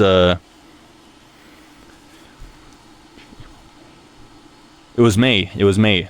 Like, school was almost over, and that's when I didn't realize that nobody talked to me. And then that's when I realized that nobody wanted to talk to me. And I was like, why does no one want to talk to me? I talked to them, and then I got depression from it. I got solitude depression because of it. And what ended up happening was this. I got solitude depression because I realized that whenever I talked to someone, they talked to me, but whenever someone would talk to me, whenever I talked to someone would talk to me, but whenever someone wanted to talk to me, they wouldn't talk to me. Like, I had to talk to people in order for them to talk to me. Like, if I wanted to be someone's friend, then we could be friends. But no one ever asked me if I wanted to be their friend, because I had to always ask them about it, and that made me curious. So I was like, why do I always have to ask people about being their friend?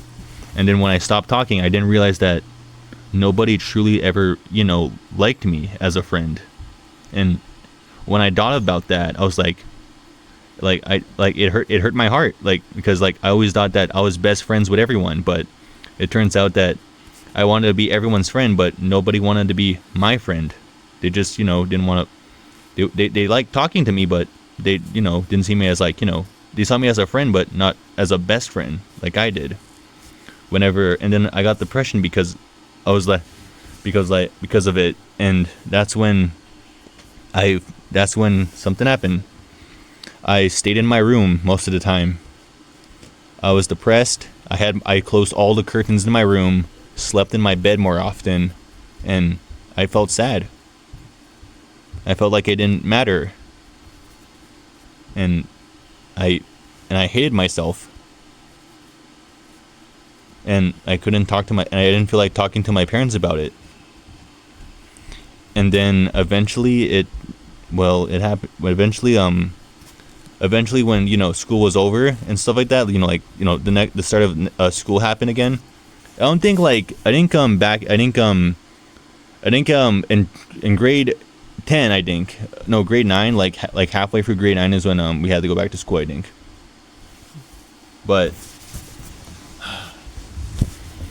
But I remember it, and that is oh God. But when I was in my depression, I started to mature, and that is because I didn't start to look back at it. Like, I started to relive the past. Like, I started to look back at my past, like all the times I said, "Hey, do you want to be my friend?" And then versus them never only talking to me, they only talk to me and I noticed that whenever someone wanted to talk to me, they only talk to me when they during a class project. Let's say we had to do a class project or something, they'd only talk to me there, but after that they stopped talking to me. And then another thing I also realized is that in school, whenever I was around someone, whenever I saw a group of people talking to each other, I would always talk to them in their group. Or whenever I was around my group of friends, no one ever wanted to talk to me about it.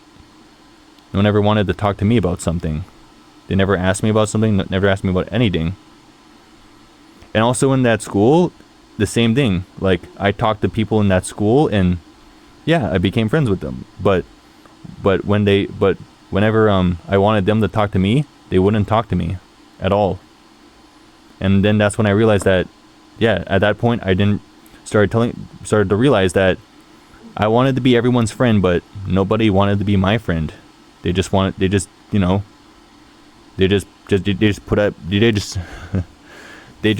up with me because, I guess, yeah. They just put up with my, constant blabbering of wanting to be their friend. And then eventually, when we had to return back to school, like, I was depressed. Eventually in school, I did something else in school, and that was this. In school, I did the same thing, and that was that I'm not gonna talk to anyone else in school until they talk to me. So that is so I can see that if they truly see me as a friend. And that's because of the fact I had best friends. Like I said, remember how I said I had like friends in like, inside the Pinoca school? I stopped talking, and know what they did? Whenever they'd see me, they walked past me. They didn't even bother to talk to me. Hell, there were even times where I was sad in school, but they never approached me. Eventually, after a few months went by, they didn't even talk to me at all. They just moved on. And that's when I realized that nobody really cared about me. Nobody really wanted to be my friend. They just cared to put up with my bullcrap. I guess on what I thought. They cared to put up with me being, I don't know, just an idiot, who wanted friends but was just too stupid. And I just had started having bad thoughts. Eventually in school, I started, that's when I guess you could say I became emo, but I wouldn't say it. I say I became more dark and edgy. Because after that point on, I proceeded to wear hoods more often. Because back then, as an energetic kid, like a really energetic and like rowdy kid, I'd always wear t-shirts. I'd always wear like a whole bunch of t-shirts and like sweatpants or like jeans, and like, because I was an active kid. And even when it was wintertime, I'd always wear my t-shirt. But when school hit again, I wore a hoodie. I started wearing hoodies more. And also because of COVID, people started wearing a mask. So I began wearing a mask. And eventually, as time went on, I began to wear a mask, everywhere. Like, I began to also put on my hood more. In school, you're not allowed to wear a hat and like, put on your hood on. That's because, the teachers, want to see your face, and, because like, there's like rules in school where like, you can't hide your face because, you're hiding yourself from something. And I didn't listen to the teachers at all. Whenever they told me to put down my hood, I listened to them. But after like a few weeks of that, I just stopped listening to them. I just began keeping on my hood. I no longer cared what they said. That is unless the principal said something about it. Then I cared. But yeah. Eventually I was just known as the tall kid who, the tall scary kid. And everyone knew me. Everyone knows that I'm tall in that school, but I guess but on what I knew about that point, from there on, I just became, I guess, the scary kid. Because every time I walked down a hallway, I noticed that everyone would look away from me. I think that's because they all feared me because of the fact that I was, because on what I was wearing was, I was wearing a hoodie. I had dark clothes all over. I had a hoodie on, a mask on, and like, I was just like this real intimidating tall guy. And yeah, I just got depressed. I just got more and more depressed as time went on.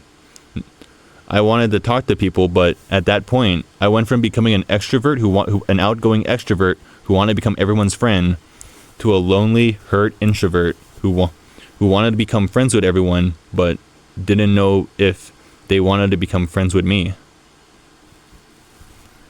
And as time went on, I just became more and more depressed. Eventually, like at one point, like, I began questioning, everything else, like on how I was like, treated as a child, to like on how like everything else.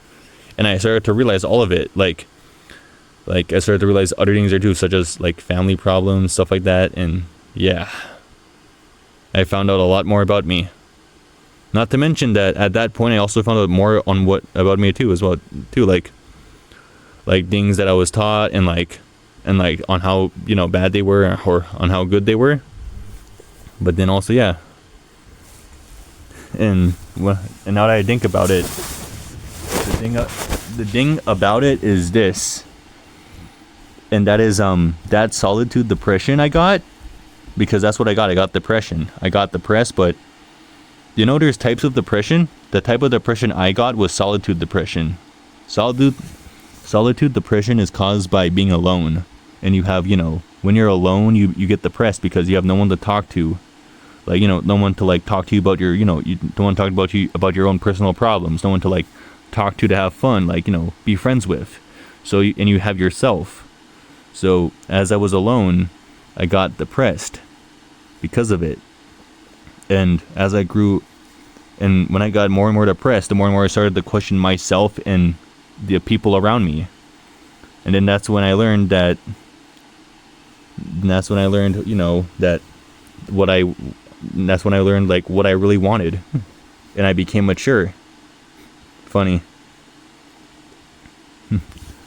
Loneliness can make you mature, I guess. Solitude depression. That is. And then as the grades went on, that's when, and after COVID was over, which was like around grade 10, I was in grade 10, and I think that's when like COVID was like finally over. People began to like stop wearing masks, but I didn't wear, but me, I still kept on my mask. That's because at that point in my life, I was so depressed that I didn't want to show my face to anyone because I was scared. Because I became an energetic kid to becoming a scared person who was scared of what other people thought about me. So I began wearing a mask and a hood because I didn't want, want to be like, I became really insecure. Like, hell, I even had eating problems. Like back then, I was like an obese kid, but like when I was like, when COVID hit, I became really skinny. Like if you've seen my workout videos, you notice how real skinny I am. And to tell you it, as a kid, I was actually a really chubby, obese kid. Well, I wasn't obese, but I was actually really chubby. I was fat, but I wasn't really fat. I was like really just chubby. But when COVID hit, I was like skinny. Like I was brittle. Like you could see my rib cage. My arms were like really thin. My legs were huge, however. And then that's when I, that's when I also started to like begin to question my life more and more. And then eventually, that's when I changed parts of my life. And what I mean by that is this. When I was in school, I was thinking about, becoming something. Like, how I said I wanted to become an architect? I thought to myself this. I don't want to be an architect anymore. And then next thing you know, I was like, because I was like self-aware at that point. I was like, I'm bad at math. I'm not smart. I'm an idiot. I was born an idiot on what I kept telling myself. I'm born an idiot. My name is Drayden Dillon. I'm born an idiot. I suck at math. I suck at LA. I suck at art. I suck at everything. The only thing I'm good at is gym because I like work, because I like moving. I like to run. I like to do all this stuff. I'm an idiot. I'm just an idiot. I just kept telling myself more and more. And then, but then I started to think to myself this, and that and that is this. I started to tell myself this, and that is, even if I am an idiot, I still want to do something in my life. So I want to do, so even if I'm not smart, I want to do stuff that are like, I want to, because I want to do things that, that would suit my stuff.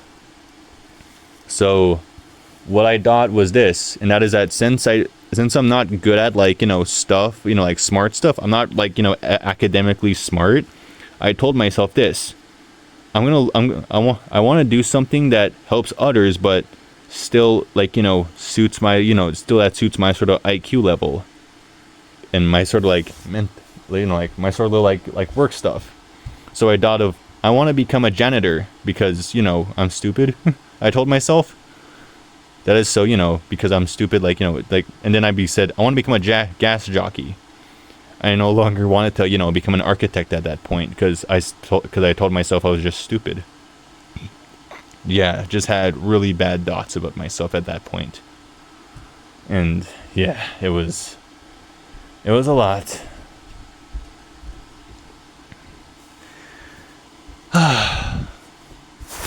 But yeah, eventually, in grade 11 is when things started truly going my way. That's because in grade 11 is when it happened. I started to tell myself something, and that was this. I signed myself for a few classes in school, and I told myself, and I did something. This is when I started welding for the first time. My school had a welding class, and I did it. I joined the welding class, and let me put my camera somewhere. Hold on. And what I ended up doing next was this. I went to the welding class for the first time, and as I was in that class, like I was like, just doing that, and I was like, I want to be a welder. And then next thing you know, I was playing a Skyrim one time, and then I remember I was playing the game, and I saw like I was like making doing a few quests in Skyrim. Like I was playing in my room, like doing a few quests in Skyrim, and eventually I had to I wanted to make myself some armor, so I went to the forge, and then that's when I had an idea. And I was like, hey, this forge in this Skyrim game, like this Fiesta game, Skyrim, is blacksmithing a real thing, or forging is forging a real thing in the real world? Because when I played Skyrim, I noticed that the whole forging, is this thing like a game thing or a real thing? So when I was at home, I looked on my phone and I searched up forging, and that's when I saw it. Blacksmithing. You make stuff out of metal and you shape it into something else, and you make stuff out of it. And then at that point on, I told myself, I want to be a blacksmith. So that's what I want to be. When I grow up, I want to be a blacksmith. Or when I become an adult, I want to become a blacksmith. I want to make metals, or I want to make stuff out of metal and make it into something. Materials, tools, or weapons or armor. I want to make stuff out of metal. And so that's what became my goal. I went from wanting to be a police officer to being an architect to right now, I want to be a blacksmith. And then that's what I wanted to be in grade 11. And then so I began working in welding, because I was like, welding and blacksmithing are kind of the same thing, but not really. But I want to learn as much as I can from welding. So when I do blacksmithing, because I remember because that's when I started doing my research on blacksmithing. I started looking up, blacksmithing stuff, like how to make a forge, the materials you need to start, blacksmithing. You need an anvil, you need a hammer, you need some tongs, stuff like that. And I was like, I want to do this so bad. So I began looking up everything. I looked up, metals, and in grade 11, I also in grade 11, I took a science class for the first time, and that's when I did science, and I found out that at that point I'm really good at doing science than I really am at doing math. So I began doing science and learning about a lot of science things, physics, biology, that stuff, chemistry, and then I started doing more welding, and then But also, I started to look back on myself more and more again, and that's when I found out something I wanted to be, and that is this. Right now, I think this is when I started to question myself more. And that was this, and that was that I want to be a blacksmith when I grow up. I want to work in a flea market. I want to be a blacksmith. I want to work in a flea market. I want to make goods and sell them to people, make materials and tools for people, and sell them in a flea market. May not be the best life, but it's a life. It's a dream. And then I thought of something else, and that is I like fighting. I want to be a martial artist. I want to do a kickboxing or boxing or a UFC. I want to be in the UFC or something like that. I wanna fight. And then the next thing I thought is that I want to be an animator. I want to be a YouTuber. So yeah. And then that's when I also, started looking back at myself again. Like I said, like I said, I am missing a few things about myself, but yeah. And here I am now. But yeah, grade 12 happened, and yeah, like I said, school's a bitch. School is hell, literal hell. I hate school. But like I said, I did say that this isn't, some of this may not be all of me, because like I said, I'm telling you on who I truly am and where I come from and stuff like that when it comes to my YouTube channel. So I'm not, but I also said I wasn't gonna tell you everything about me. So a lot of things I just said was not all of it. I may have told you maybe 50%, but a lot of the school stuff that happened wasn't I was telling you about how I was bullied and stuff like that, but I wasn't also telling you what I'm good at or what I can do. So yeah, or because you I'm telling you about my life and everything else, but I'm not giving you specific details about me. But I will give that to you when the time comes and I feel more confident to tell you.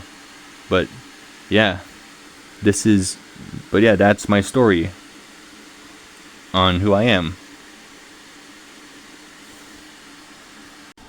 Alright, I'm back. And right now, I'm gonna tell you, now that I've, told you on who I truly am, and that, I'm gonna move on to the final thing. That is to tell you, on why I created my channel in the first place, and also tell you a lot more things about the channel too. But as you notice, my last post, as well as also my last video I made was a Sleeping Dogs montage video, a little mini combat montage I made.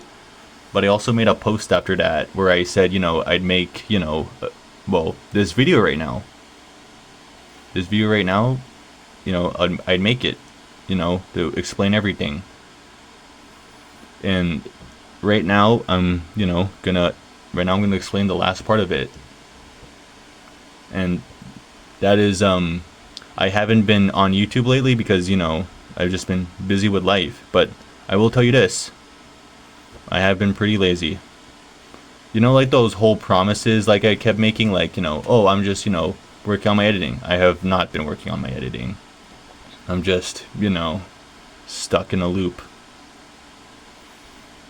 And I'll tell you on why I made this channel. I made this channel because of my brother. My brother when my brother started his YouTube channel, it brought me back to something. And to tell you this, I actually wanted to become a YouTuber back then. When the first time I watched YouTube was when I was 6 years old, or no, when I was 7. When I was 7 years old is when I first watched YouTube.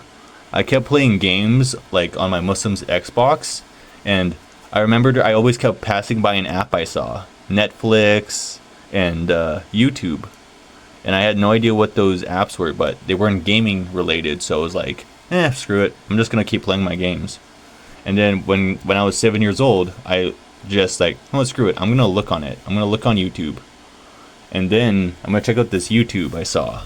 So I checked it out, and that's when I discovered YouTube. And that's when I started discovering other things too.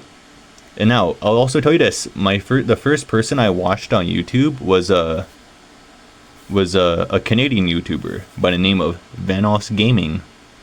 My first YouTuber I watched is Vanoss Gaming, and I love his videos. I love his videos, and also I got different recommendations. The second YouTube channel I watched was Markiplier.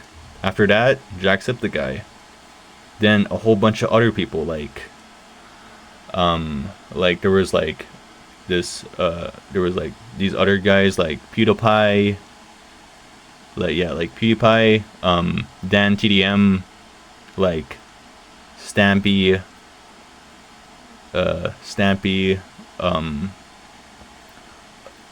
Game Grumps, also, yeah, and other YouTubers, like other OG YouTubers nowadays, what they're now called. And but back then, remember I always said I wanted to become an architect. One during and that was because I played Minecraft. I played Minecraft, and my mom walked in on me playing the game, and I showed her like a house I made, and or she saw a house I made in the game, and she's told me I wanted to be an architect. So yeah, I did. But before that, I wanted to become a YouTuber, and that was because of the fact that I remember that the only games I had were like, like first person shooter games, or like, sandbox games, or like, story games. I had loads of games, but the one thing I wanted to do was when I saw YouTube, like I was like 9 at the time, and I was like, I want to become a YouTuber. So I told my mom that, can you sign me up for YouTube? I want to become a YouTuber. And I will tell you this. I made a few videos on the computer, and this was my first time using a computer, so I was recording videos. But like I said, I was a kid, so I was pretty cringy on what you call it, on what that word's called. Just cringy, like really cringy. And that was because of the fact that the first videos I made were just me talking. They weren't anything special. They were just me like talking. Nothing else. No gameplay. No nothing. I didn't know how to YouTube. All right, I was a kid, so yeah. But there was one thing. My name was inspired. When I thought about it more, I was like, I need a YouTube name. And then I thought about it, and go ahead and laugh about it. But still, like I said, I was a kid, so but yet it's still pretty funny, but yet I also cringe at it too. Like, why did I come up with that name? And that was this. Remember how I mentioned there was a YouTuber I watched named DanTDM? He makes Minecraft videos. When I was back then, and when I was watching his videos, I got the idea for the name. His name was DanTDM, and like I think his go-to word, like DanTDM, and then like the word, like, and another thing too is that he also had I think he had a word for like his Minecraft stuff, I think, or like I forgot what it was, but it was like the diamond minecart on what he'd say in his Minecraft videos, like on what he referred to himself as, I think, inside Minecraft. So what I said was, I have an idea. I'll be the iron minecart. That's because of the fact that my name was inspired. My old YouTuber name, on what would have been it, was inspired by DanTDM. So I called it the Iron Minecart, and I just thought, I'm gonna make gaming videos on Minecraft. I was a kid, okay? But yeah. But I then found out later that my mom actually couldn't, sign on to YouTube. That's because of the fact that my username didn't work. My username didn't work on the computer and stuff like that. Not to mention the computer was like really old. We had a really old computer. So yeah. Not to mention that not to mention that the computer was was not used for that stuff. So yeah. So yeah, I never really became a YouTuber, but yeah. But when my brother became a YouTuber, and like, I thought about it more, I was like, hey, I remember that time I wanted to become a YouTuber back then, and I thought, you know what, I'm gonna try and become a YouTuber now, since I'm an adult and I know a lot more about stuff. So I made my channel in March of this year, or May. I forgot. No, January, February, March. Yeah, March. I made my channel in March. And that's when, I made my introduction video, and then like a few days later, or like a week later, I made, those game clip stuff. But I never really had like an exact like plan for my YouTube channel. And I only had a reason, and I was like, I wanted to become a YouTuber, but I did not know on what I wanted to become a YouTuber for. And I'll tell you, like, I make false promises. And that is that I want to be like, when I made my channel and like I started making videos, I wanted to do like what other YouTubers do, like, you know, like on how I see like YouTubers putting like, you know, like scheduled stuff, like next video coming tomorrow is gonna be about this, or like I don't know, like top comment, or like you know, word of the day comments. And you could see me do that too. Like in my post I put like word of the day comments, but I only did that once or twice, and then I did like a random comment where I explained to like, what if you made a comic book about like that was like the size of a Bible, like more like a shower dot. Then I made that poll. You remember I made like a Minecraft poll, like where like if I should make like 30-minute long videos like edited, or like 30-minute long like slightly edited videos, or like an hour long video edited. And that's because, to be honest, I want to, when it comes to being a YouTuber, like I don't know, like the more videos I made on my channel, like I just wanted, you know, I just got confused with YouTube, because I was like, why am I making YouTube videos? Am I, you know, can I really be a YouTuber? Can I really be this? I'm making false promises. I'm doing things that, you know, that YouTubers would do, but yet I want to do them. So I'm going to tell you guys this, and that is that, you know, I think after all this time of thinking and, you know, not responding, you know, for 3 weeks straight, like, well, like a month, that is, I think I know what I want for this channel, and that is, I want this for my YouTube channel. And that is that I don't want to like be a popular YouTuber, and that may sound weird, but I want this, and that is, it's something, but okay, give me a sec.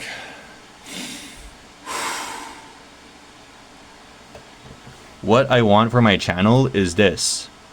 I want to play the games I want to play, but yet I also still want to like listen to you guys. I want to listen to you guys on what's, you know, best for the channel too. Like I want to play the games that you want me to play, like those Minecraft Let's Play series, like that. I want to, you know, I want to do that stuff, because like I said, but yet I don't know, because like I said, I'm still confused with my life. I'm not sure what to do with my life.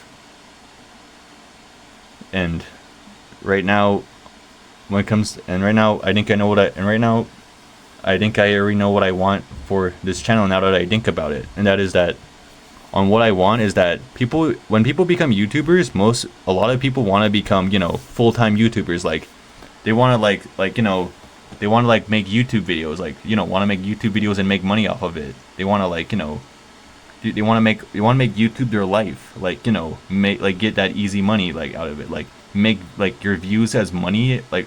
But I don't want that. That's because it may sound weird, but I don't think it is, because on what I want is that I want to find a job that isn't, you know, like spending my life on YouTube. That's because on what I want is I want to have a job. Like I want to have a job where I can go to work. And that may sound weird, but that's what I want. And that's because I want a job, because it's a dream. On what I want to be is a blacksmith who sells stuff in a flea market, and that's what I want to be. But I also want to be a YouTuber, and that's because I want to be an animator. I want to make YouTube videos and make people happy. I want to make people like, you know, like enjoy my YouTube stuff. And that's what I want for my YouTube stuff. And that is this.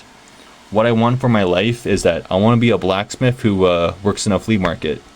But I want to have a second job, and that is on being a YouTuber. But it's not a it's not like an actual second job, but it's like more of like not like a side hustle or like a side job. It's more of like a passion, because I want to become a YouTuber, but not for like, you know, not for the money or anything. And that is that I want to do it because I want to, you know, make people happy, or like, you know, entertain people. I want to like make YouTube videos. Like I want to make gaming videos of, you know, like funny stuff.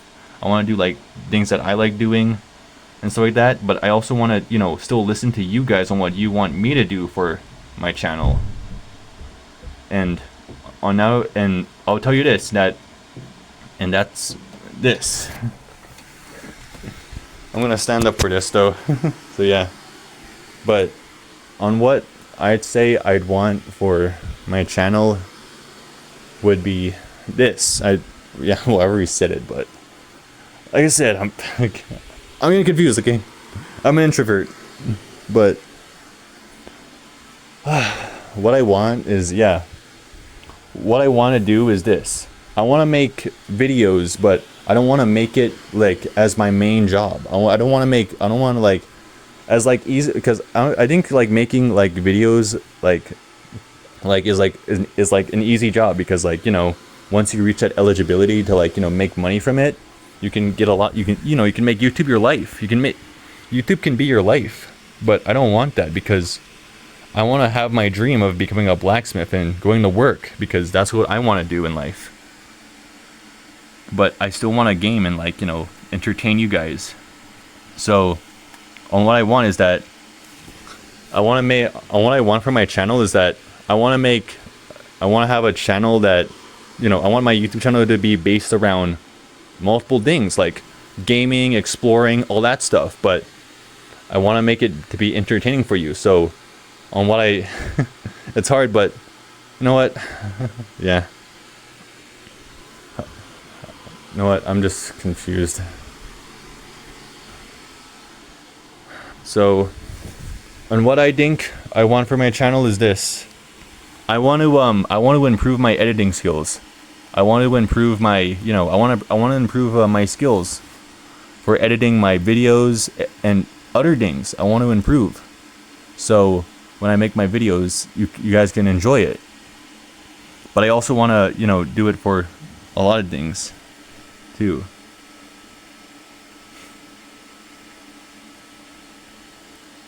But yeah.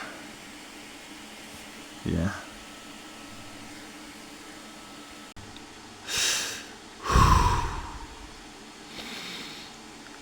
Sorry, is okay. Let me just I'll start over.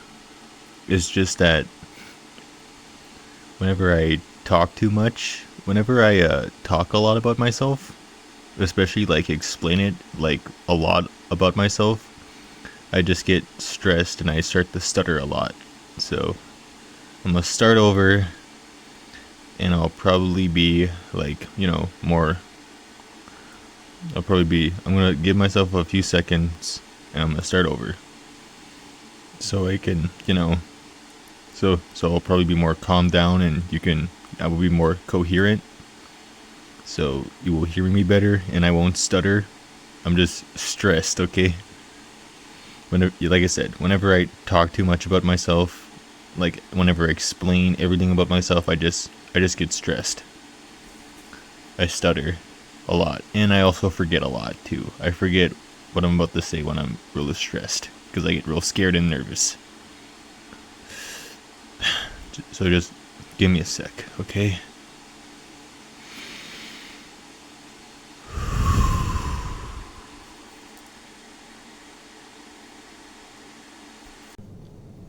Okay, take two.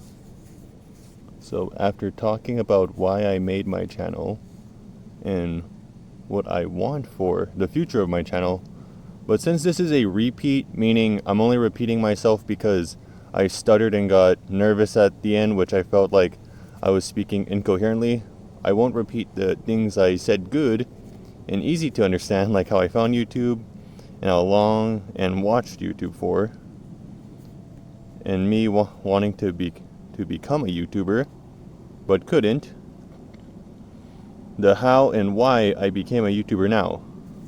So basically I'm talking about what I want for my channel, truly, and how I feel about my channel and how I've been doing. So for starters, I'm actually going to start with how I'm doing, then how I feel about my channel, and then what I want truly for my channel. So, with that being said, let me talk, I guess. So, with how I'm doing, fine, I guess. Well, not really. Since like 2 months ago, I think that's when my last post and upload was, where I said I'd tell you about me, and well, you know how long it's been. It's just that I'm starting to wonder if I should keep trying to be a YouTuber. So that's how I'm feeling right now. As I said, and by said, I mean when I also mentioned me saying my last post and upload 2 months ago. So what I'm also saying is this. After my last upload and post, I started making the footage actually. That is just me talking and explaining. You already saw, like, you already saw and heard everything I said up to this point. And where I started explaining who I really am. And the part where I started to stutter is where I then started to finish quickly. And then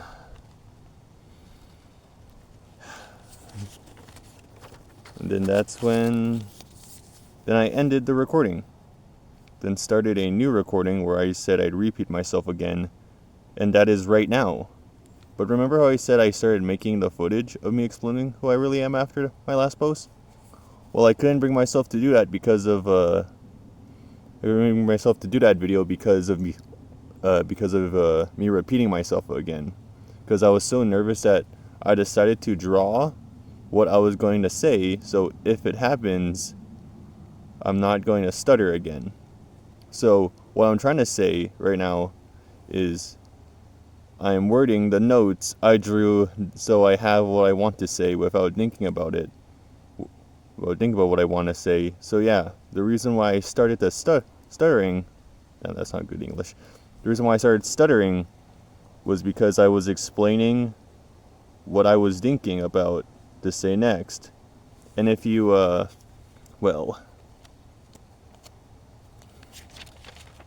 if you look right now at the length of this video, you'll understand why I started to stutter at the end. Before now, take 2 right now. Well, that is, my brain got overwhelmed and it burnt out. But why did it take so long for me to, make this video? I was busy with my life and my own problems. And still try to finish these notes.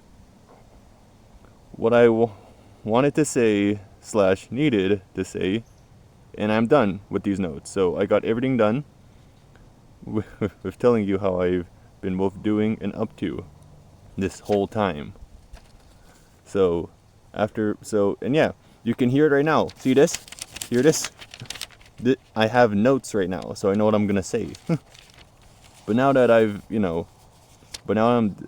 done, explaining what I've been, like how I'm doing right now. Next up is how I feel about my channel. So, how I feel about my channel? I feel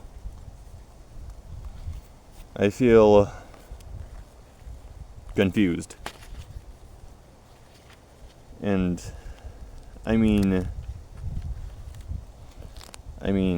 really confused, as I wanted to be a YouTuber, but now I'm not sure about that right now anymore.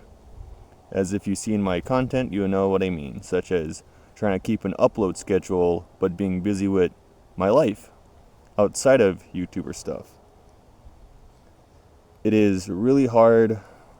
I've even tried to do YouTuber things like improve my editing, listen to what you guys want me to do, as I started to do that Minecraft series, because someone commented to do in one of my videos, which I appreciate because you're giving me ideas for what I should do for the channel, and thank you for that. But then I also did a vote post for that Minecraft series, because part 1 had no editing because it was a long video and I was talking too much, and I didn't want to I didn't want to make it shorter because I was talking too much. And then just giving out, just ranting and stuff like that, like some talking entertainment. And so I made that vote post where you can check it out yourself. You can check it out yourself, but yeah, you should just check it out yourself and you'll understand. But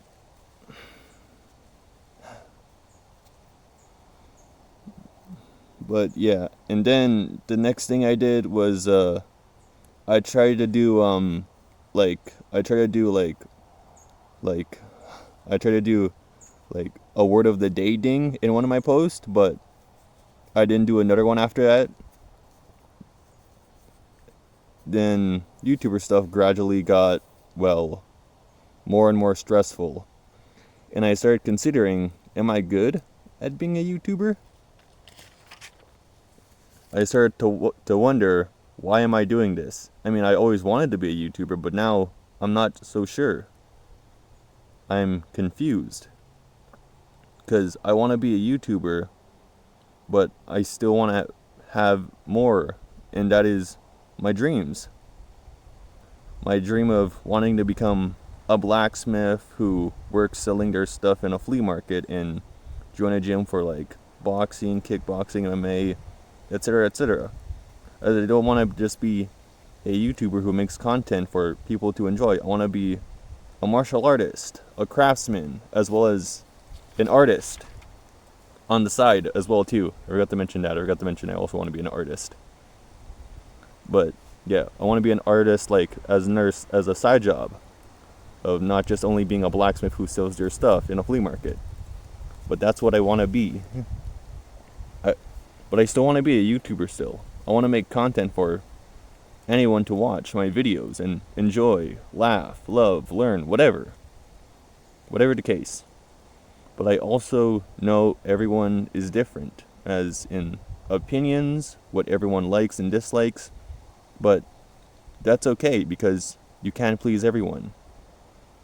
And that's okay, because that's why I always say at the start and end of my videos, if you've seen them, like or dislike, and/or subscribe, comment, or don't. As we all have different choices, so you can choose what you want. But that is all. That is how I feel about my channel. Confused, as I both want to be a YouTuber, but I want to have my dreams, who I want to be outside of YouTuber stuff. But now after saying all that, I'm now starting to realize something else, and that is, you know what? I can fucking do both. If I work hard enough, I can do both. Like, I can be a YouTuber and, have my dreams. So after saying that, I know what I really want for what I really want truly for my channel now, which I will say right now. Now, everything I've said, this is what I want for my channel. For my YouTube channel, I'm not going to be a YouTuber full-time, but as I want to be a blacksmith, an artist, a martial artist, and on what I mean by, but on what I mean by being a YouTuber full-time is like as in full-time job, like work up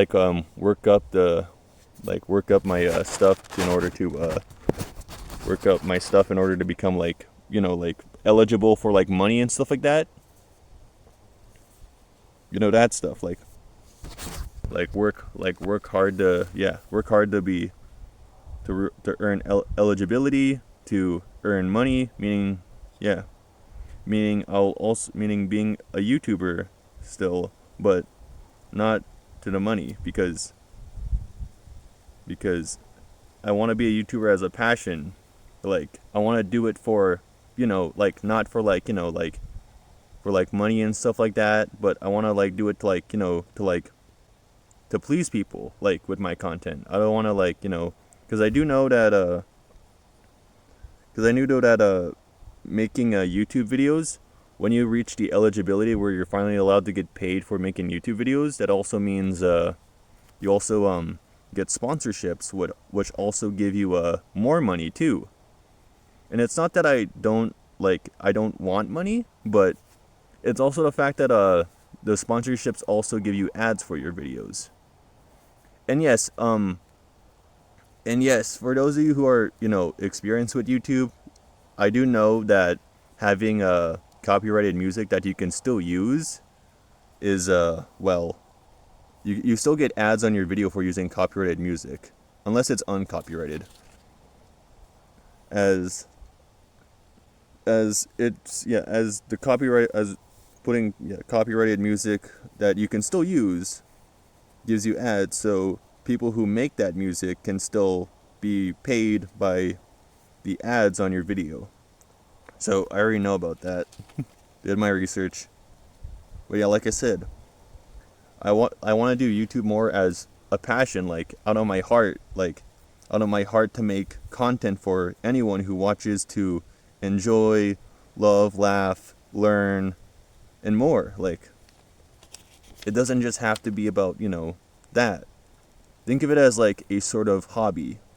As I know being eligible means, like yada yada yada, and sponsorship, and like, that stuff. But like I said, it's not that I don't want the money, but it's also because I don't want to be like a complete shut-in whose life is just making YouTube content forever. As I want to get up and enjoy what I want and like doing in my life. So that's what I want for being a YouTuber. I still want to make YouTube content, but out of more like passion, I'd say. Like, more passion, I'd say. Because I still want to get up and have a job, like break a sweat, like get out more. But anyway, yes. That's what I want. So, because being a YouTuber, like out of passion for like making content, what, that. But you know what my passion is? It's to do things for people and anyone to enjoy and stuff like that. I like helping people out, even if sometimes I call myself humble and I'm actually self-hating. I'm like, sacrificing myself for others sometimes. But also, I like helping people sometimes too. Well, not sometimes, but I like helping people all the time. I was raised well, so I was always taught to be kind and help people. So yeah, that's an obvious given on why, I am who I am today. Well, not today, but forever, to be honest. As you've probably now probably already understand by, watching, hearing my story for this entire video and stuff like that. But yeah, to make content, and also even if my content doesn't do well, if some of you guys liked it, then like some of you guys watched it and like it, then that's okay. Like I said, you can't please everyone. We're all different, but we're all still normal in our own way. So yeah. And besides, a little can mean a lot too. Like a little bit can still mean a lot. So yeah, that's what my passion is for YouTube. I want to make content, but out of my heart and not forced for money and stuff like that. Back then I used to I used to want to be a YouTuber not for I still wanted to do it for content, but I mostly wanted to do it for money because then again I was a gamer back then. Nowadays I'm a gamer, but I spend more time going outside more and working out and building myself. Even if I'm still introverted. Some things don't tend to change as much. But yeah. So that also means this. Editing my videos I'll do by myself, as well as everything else in my YouTuber stuff. I won't pay/hire people for my channel, since I'm not doing it as a full-time job with my YouTube channel. That means that I'm gonna do it all by myself. But because of that, I'm also probably gonna take breaks more often, like shorter long breaks, because like I said, I'm not doing it like as a full-time job. But I am doing it out of my passion though, because I like being a YouTuber still. But hey, I'm human, so some days I'm not gonna be, in the mood to upload. But also for some great news, since this time, like, of this 2 month stuff of like not uploading and like planning this video, I've missed uploading content on, my YouTube channel, like I've said. Because like I said, I like being a YouTuber, but even if I don't upload in a while, I'll still come back because I like being a YouTuber. Because ever since these 2 months of like planning this video, all I've been thinking of is, what should I make? What should the next video be? What should I make? I want to make something, but what can I make? Also, I'll still listen to you guys who comment on what you want me to do for my channel, or just comment to tell me something. But I also have my own opinions too, like my own opinions and beliefs. So some things you say I may not listen to. Some I will listen to. Also, I did something else too.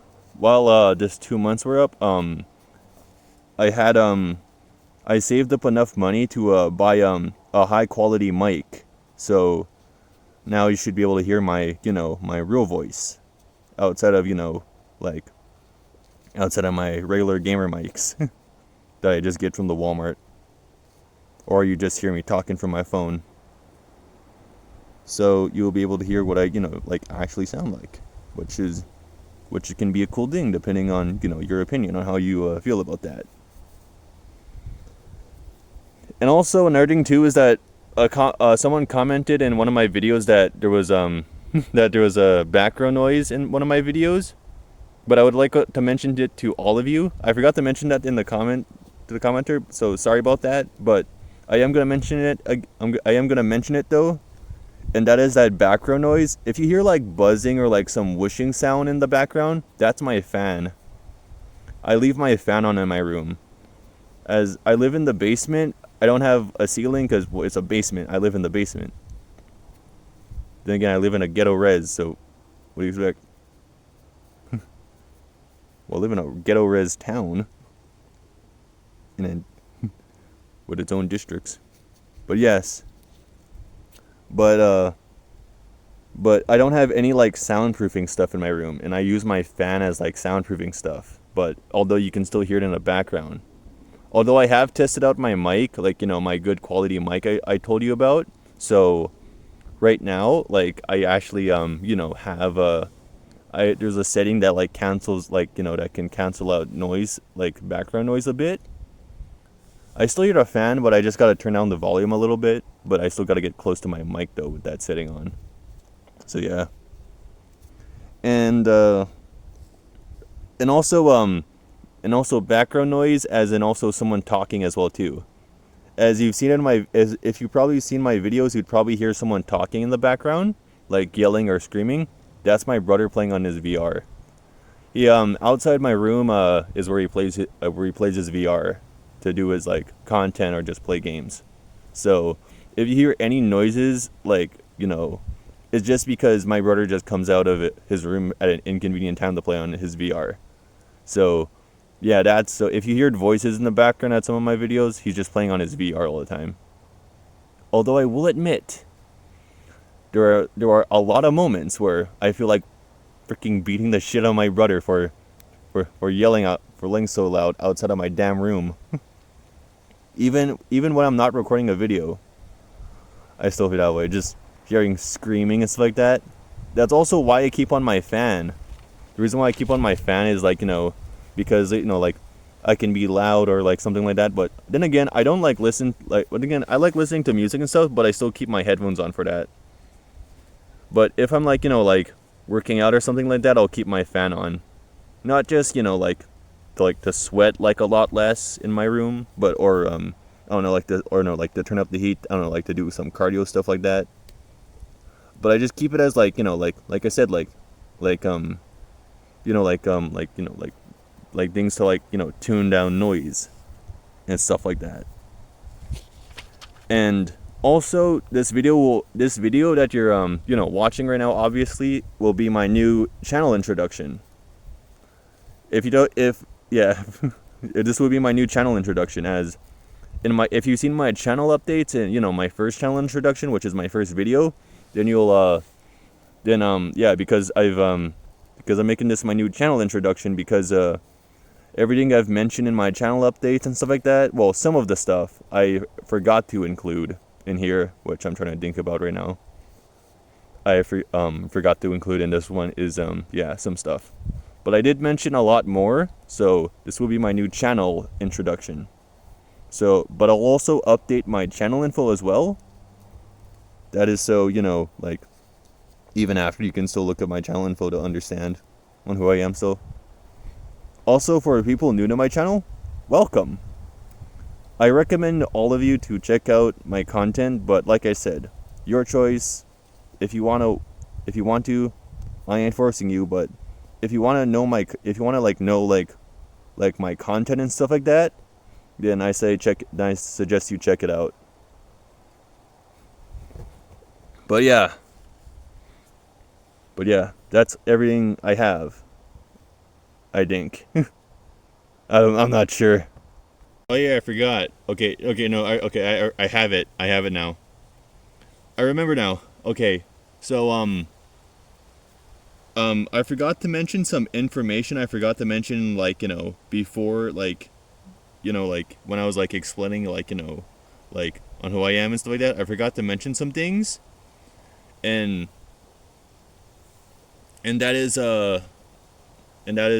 stuff that I forgot to mention about myself, and before, like, so I'm gonna mention it now, so so you also know a bit more about me too. I have and that is this. I have a few things and to say about myself that I have, and that is this. I have DID. For those who don't know what DID is, it's a dissociative identity disorder. I mentioned that I've talked to myself sometimes in my videos. Like when I started making YouTube videos, like I mentioned that I don't usually talk to myself that much, but like I said, that much though. That is, like, when I talk to myself in general though, like a lot. Sometimes I have to like try and hold my mouth to stop myself from talking to myself.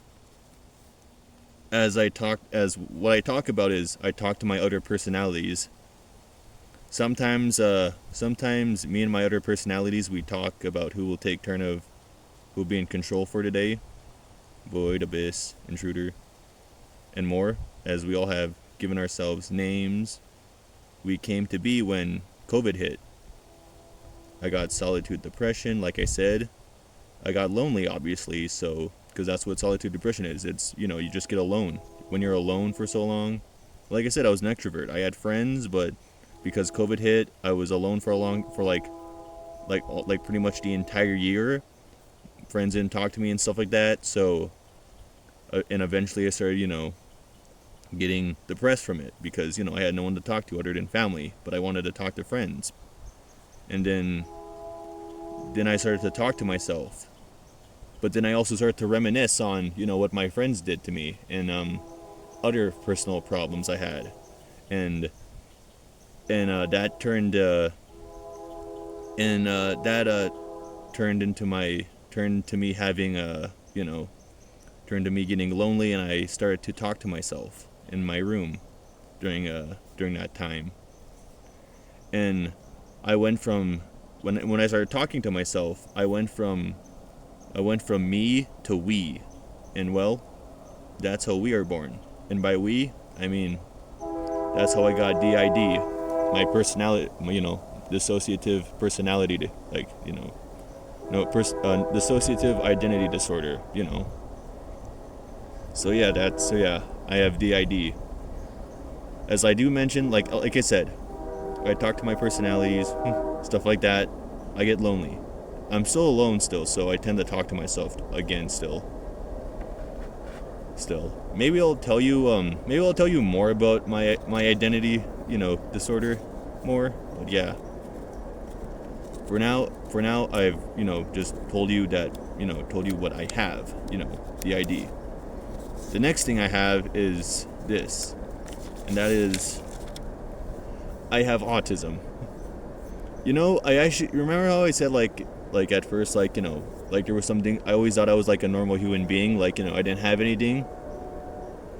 But honestly, when I look back at my life and I remember like all the things I did and stuff, I didn't the more and more I look back at my life, the more I realize that I might actually have autism.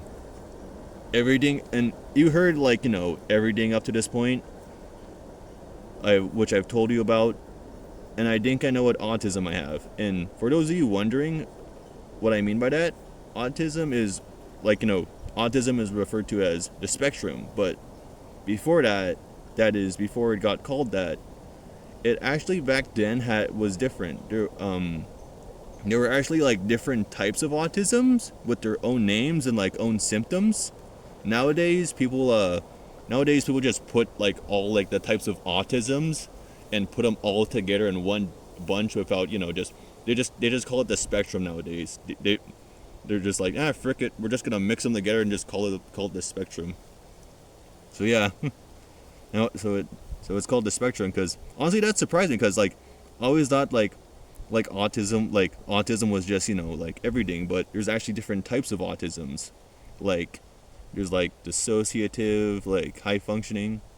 Oh, so there's even some art like research and articles like that even say like, ADHD or like stuff like that, or like I don't know, like bipolar is like autism, because like, well, then again that depends on what type of autism it is, as there's different types of them. So like I've said, so like, autisms that either like like enhance you or like, like unenhance you, like stuff like that.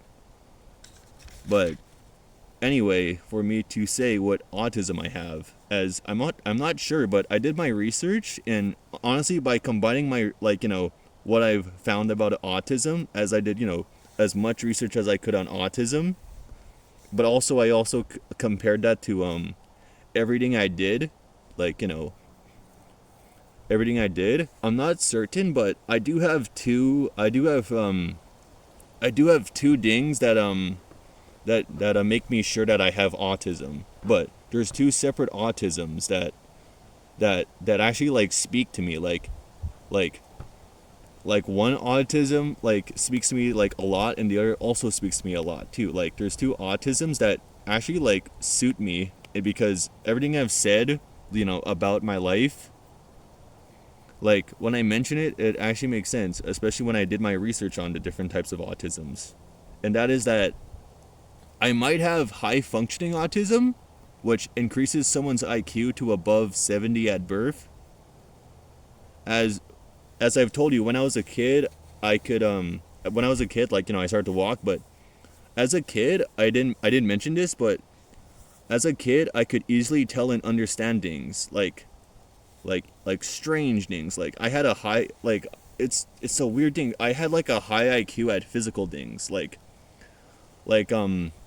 I remember like there were times where as like I was like a toddler at some points, but I could understand like, like body language and stuff like that. Like I also could sympathize with people too, because I could understand them better, and that was because I could understand their body language and stuff like that too.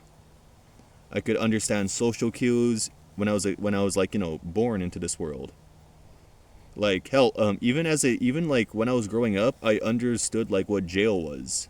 Like, my dad went to jail for something and stuff like that. I could understand like what jail was as a kid. Like I was told, I just learned like really fast when I was told something. and and as I grew up, I was, even smarter too. But here's the strange part. I had a high IQ in physical things, but I had an extremely low IQ in academic things. What I mean by an extremely low IQ in academic things, I'm talking about like math, LA, science, and social studies and more. I could understand, like body language, like if someone like what someone said or like, that stuff, as well as also like, like understand like if someone's like giving out orders and stuff like that, like do the chores, like how to scrub dishes and stuff like that, or like how to or how to like, how to run or jump. I could understand it and, do it as a kid. But when it came to academic stuff, like I was stupid. It was weird. Like I had high functioning autism and like physical stuff, but I had low functioning autism and like academic stuff. Like I was extremely smart when it came to something physical, like something like, like that has something to do with the body, like, like understanding people, like that stuff. And high functioning autism also high functioning autism can also high functioning autism like makes you like an extrovert. And you could understand social cues and stuff like that. But remember how I said like COVID hit and like I got depressed and stuff like that and I became introverted? Yeah, that kind of that kind of got rid of that that whole social cue stuff and like, good at understanding, and wanting to be friends with everyone. So yeah. So yeah, that happened.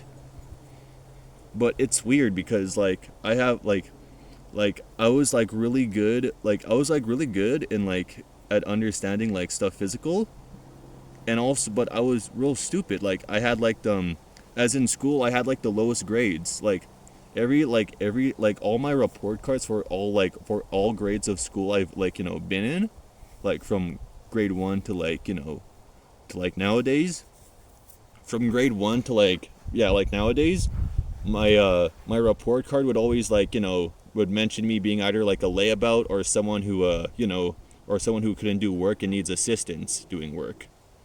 But when it came to physical stuff like gym class or some sort of outdoor ed stuff, I did like decent. I did like above, like, I did decent or like above that. But also there's also a saying, and that is the older you get, the wiser you become. So nowadays I'm not stupid. Like I'm not as stupid as I was back then. Which because nowadays like I have improved over the years. Like, and I think in grade 5 is when I started to improve the most though. Like in grade 5 I was like extremely good at math. I was extremely good at math to my most and stuff like that. I like doing math more than science. I like and that became my favorite subject for academic stuff. LA I was also getting better at. I was getting better at, like wording, like the whole capitalize the first word of like, starting a sentence and that stuff. I have to capitalize a T every time when I say duh. I can't lowercase it. And yeah. So I got better and better as the years went on. So right now, like my IQ is decent, I'd say nowadays. But yeah, like I said, I'm still smart, like, in like physical stuff, which honestly is a strange thing. Honestly, like I have like some like I have like I was really smart and I still am really smart in physical stuff, but academic stuff, I was just born stupid, literally. But like I said, I have improved. I have improved and stuff like that. But it's funny because remember how I said math was my favorite thing, and that the thing I hated the most in school was science. Well, as I got older and wiser, I learned that math was a lot harder than I expected it to be. Like by junior high, know what my like IQ know what I'd say my IQ level is? My IQ level in math is grade 5 to 6. As when junior high hit, like math became confusing. Like it felt like I was deciphering hieroglyphics, like the different lines, like the different like little like things, like the dividing, like plus, subtract, and multiply is like all I knew. Everything else, it was like I was an archaeologic. I forgot. I don't know. I forgot. That's like a tongue twister for me right now. But it felt like I was deciphering like some sort of like weird hieroglyphics of some sort of ancient language I don't even know about. And I still don't understand math to that level. And the funny thing is that I said like I said, I already said again, like I liked math over like science. But guess what? I like nowadays I'm actually better at science. Honestly, like science, like when I first saw science, like like first like did science, I always thought of science as like real hard to understand.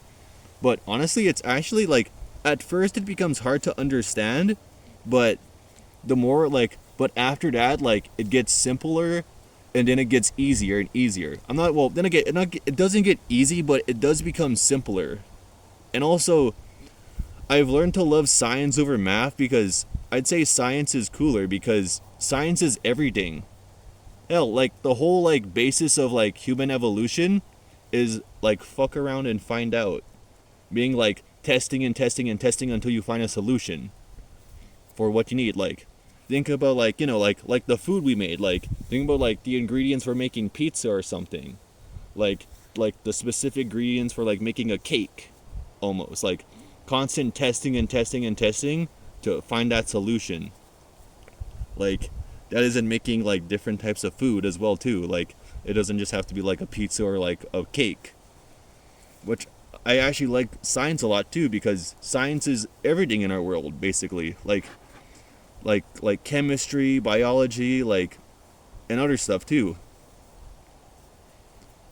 And also it's the reason why I wanted to become a blacksmith, as if you heard already, like I already mentioned that I wanted to become a police officer as a kid, but then I wanted to become an architect, but I was told in order to become an architect I need to be really smart at math.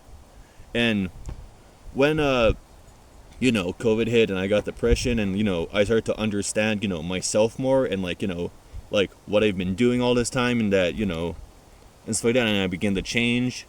I also understand that like I was bad at math and nowadays, but then I thought I'm good at science though. But then when forging came to my mind, and like I started to look up what forging is, and like saw metals, and like when I went in like my science class, like when I was in like high school, I then understood that like blacksmithing is like science based pretty much. Well, it's science and like physical labor based. Hitting a hammer like on an hitting like metal, and like shaping it. But also it's science to like understand metals, and like make stuff out of the metal. But yeah, but also that also says another thing too about me as well, and that is, remember how I told you I mentioned, in the sense I mentioned my high functioning autism, and that I could understand people. That and that is when I told you guys about my false friends and stuff like that, I actually went along with them. Yeah, I'm actually lying to you.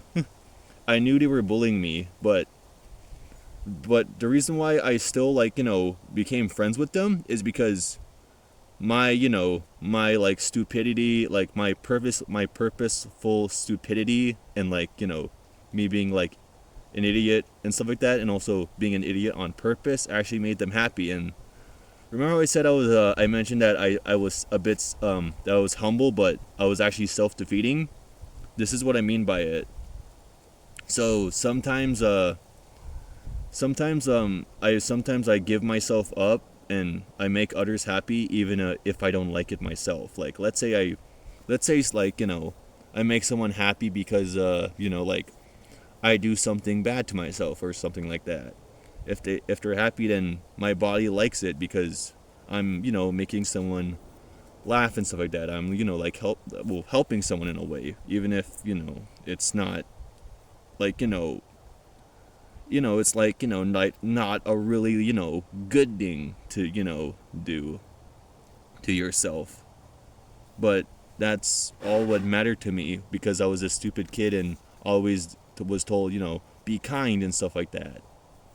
And when I was even told to fight by my dad, and I learned how to punch and my stance and guard. Like I said, I always wanted to be the nice kid back then. So even after I was told to taught and told to fight, I never did. So I just I did it. I just did it. And as I grew wiser, as I grew older, I could understand. I understood. That I was being bullied more and more. But I still did it because I still because they spend more time around me, even though they probably spend more time around me to belittle me. But then again, yeah. But then again, still, like I said, grade 5 hit, and my bully turned out to be my cousin or something like that. Yeah, well, he turned out to be my cousin. I'm not still gonna mention his name for obvious reasons. But yeah. So then we became actual friends. But yeah, like I said, and then we became went back to the bully and stuff like that. After I didn't invite him to my birthday after my mom found out who he really was. But yeah, that's my my another thing there too is that the other autism I was mentioning as well too is that I did mention that two autisms speak out to me, and that is when I look back at when I compare my life and stuff like that, and also compare what I have in common with these autisms. Which is high functioning autism. I think I have high functioning autism and low functioning autism. High functioning autism and that isn't physical stuff. Because like I said, people are born different. So you could be born with so who knows? People could be born maybe with 2 autisms or something like that. I'm not sure. Biology can be biology, but biology can also go against biology and be confusing, especially with different genetics and stuff like that. So who knows?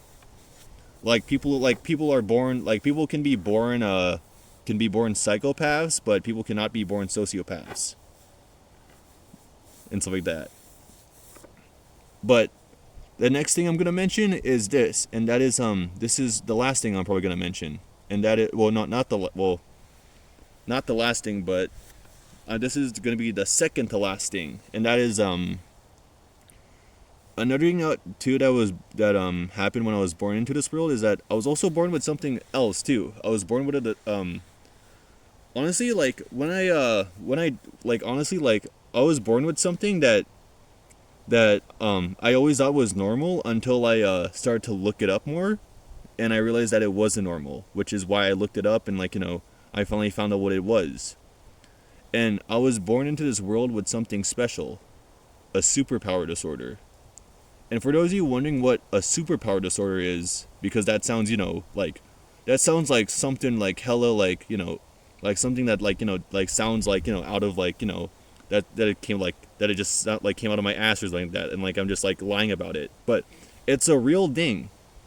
Well, a superpower disorder, it's actually a term used to describe individuals with conditions like ADHD or bipolar disorder, which can refrain but the difference is they can with these ADHD and stuff like that and bipolar disorder either making you more creative and stuff like that hyperactive or inactive or ADHD and stuff like that, or if you have both combined ADHD, which I have.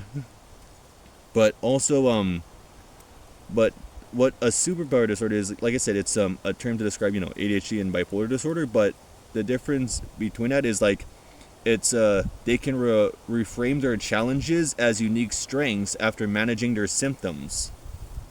While these conditions are disorders, they present challenges associated traits like intense focus, creativity, or high energy, and can become superpowers, which makes them a superpower disorder. The ones I know of are hypermobility, which people who are born with hypermobility means that think of this. Think of on biology, woman and man, stuff like that. Women have flexible joints and a smaller but lighter skeleton frame than males, and because of that like basically most females are actually like are naturally flexible because of like their flexible joints and like small skeleton. So but us men, like our skeleton is like more bigger and bulkier, meaning that it's more resistant to like like it's more resistant to like like getting like hurt and stuff like that, and like taking damage, and like it's like more stronger, like enhances our strength and stuff like that, because we have a bigger skeleton and stuff like that, along with our like the rest of our stuff in our body. But think of it as like this: having hypermobility like makes you like, I don't know, like think of like like a professional gymnast or something like that. Like people with hypermobility like are extremely flexible, and it can be in anyone. Like I said, it's a superpower disorder. So hypermobility means like your joints are real flexible and stuff like that, even if you're male. Other things too is but also the con to like hypermobility is because of your joints being flexible and stuff like that. That also means people with hypermobility tend to dislocate their joints more often, like pop their joints out of their like pop their joints out of like place and dislocate their body more because of hypermobility. So that's the only con to it. Or something like hyperacusis or cusis. I forgot, but yeah. But hyperacusis is something is a superpower disorder to do with hearing, like improved hearing, like someone who has like who can hear like at like a better like a better like can hear better, like they're like their sound is improved, like like they can hear like, I don't know, like they can hear like, I don't know, like someone talk, and like like they can hear someone talk like in like their regular voice, or like in a quiet voice from real far away or something like that. Or like if they listen to real loud music, like, well, then again, everything to them becomes loud as hell, and I mean everything to them becomes loud as hell with hyperacusis. Another one I know is eidentic or eidentic memory, which is for people who have a real good memory. And the next one I know is hyperreflexia, which is a superpower disorder which enhances your reflexes, making you more reactive. Like think of like someone like like touching you, or like let's say someone froze like a fast one, like froze like on like a rock at you or something. Like your because you have hyperreflexia, that means that like you respond to it quicker, and like you like evade it quicker. But that also means like like think of it as Spider-Man, like, but think of it as you had spider sense, but it was on forever. Like it's everywhere, like anything, like your spider sense tingles all the time. And the next one I know is hyperacuity, which is the one I have, I think. Especially when and well, hyperacuity actually refers to the ability to perceive the fine detail and and stuff with an exceptional level of precision. Think of it as having a magnifying glass built into your senses. But this condition does not only like apply to your visuals. Think of it like this: hyperacuity in your sense of touch is like being able to like wear like being able like being not like not being able to wear cotton clothes because you can feel it like hit your skin. Basically, like it increases your senses like exponentially, but it varies from person to person. Like auditory like hyperacuity like increases like like stuff like you're like you're hearing more, so it's like kind of like hyper like acusis, but it more like increases like kind of like sound waves almost, like you like your body like can like vibrate from like the sounds and stuff like that. Like you can hear, like think of it as like listening to loud music and like listening to like the bass and like loud music, like like you can feel like the bass like in like your like in your headset on listening to music. Or like think of like sitting in a car and turning up the music to like really high, where like you can hear, like, you can feel the vibrations in the car, like, vibrate from the loud music. And what I think so yeah, like, but like I said, hyperacuity can vary. So people can have, like, people can have hyperacuity in taste, meaning that their taste buds are increased, or like your, like, eyes, or like I said, like, it can apply to your visuals, which means, like, let's say most people think of let's say this, like, most people, like, when most people look at, like, look at something, like, think of, like, having a phone, like, right now, like, what I'm using to record and talk about, this stuff.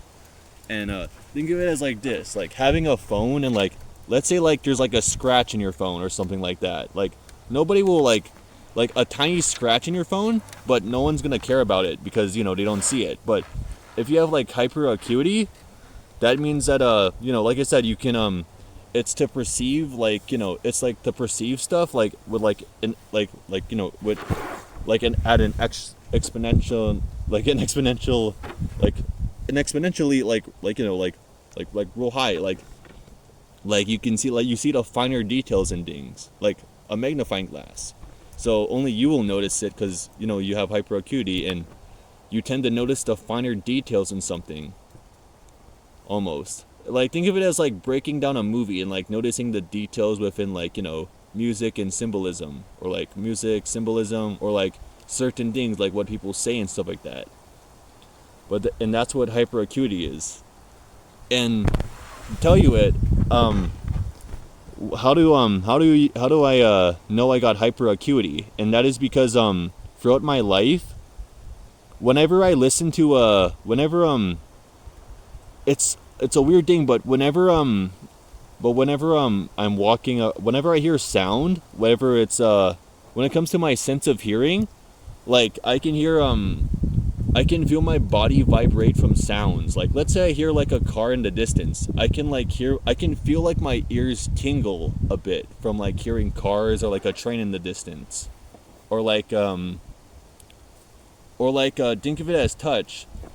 And I think touch is, like, where I have my hyperacuity in the most, I'd say. That's because when it comes to my sense of touch, I have a real increased sense of touch. One time I had a rock, and as I was holding the rock, I remember someone touched the rock, and I wasn't looking at it. So, and they touched it real gently, but I could feel their weight. Like, I could feel, like, the weight of someone's hand touching the rock.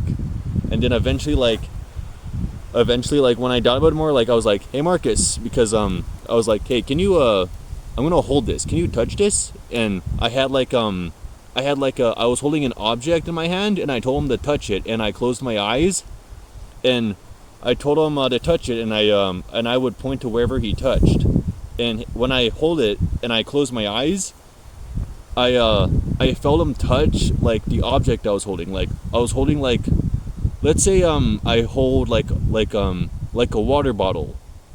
Let's say I'm holding a water bottle and it's empty. I can feel, like, the weight in it. Like, I can feel, like, it's light and stuff like that, but I can also feel the weight on the inside. Like, let's say I'm holding an empty water bottle.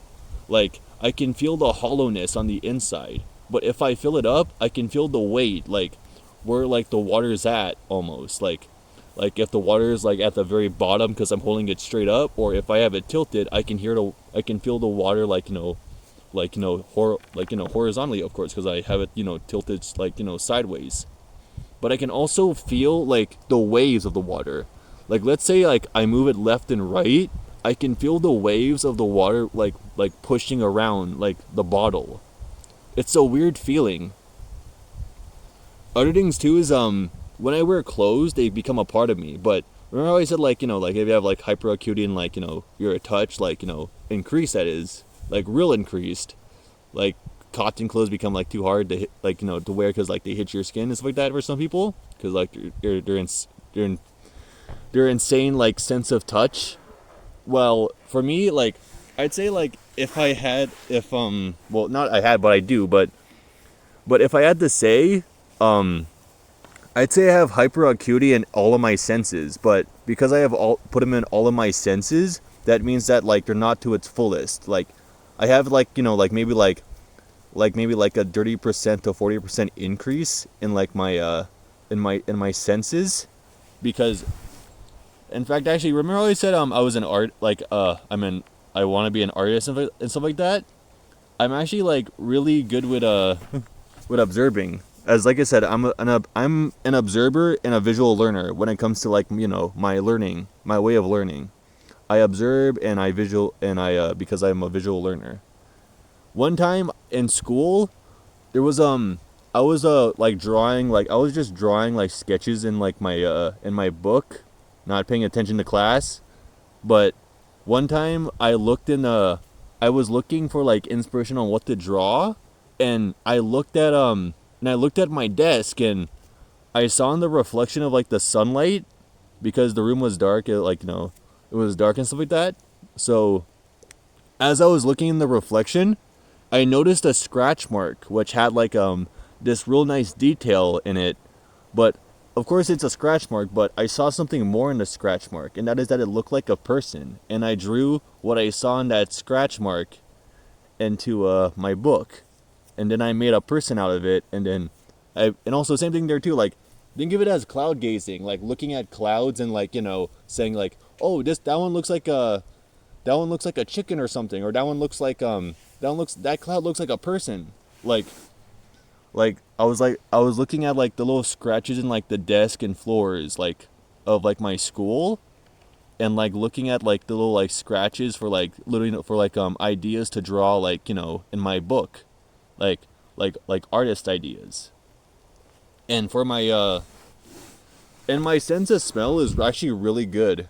When I was a kid and stuff like that, whenever I was always called to whenever I was always called by my mom or my gukum or my muslim or my dad, I would always use my smell to like wonder if it would, like the smell, I would sniff the air to smell if it would, the smell if there was food or not, because if I was being called, it was either to do chores or it was to eat.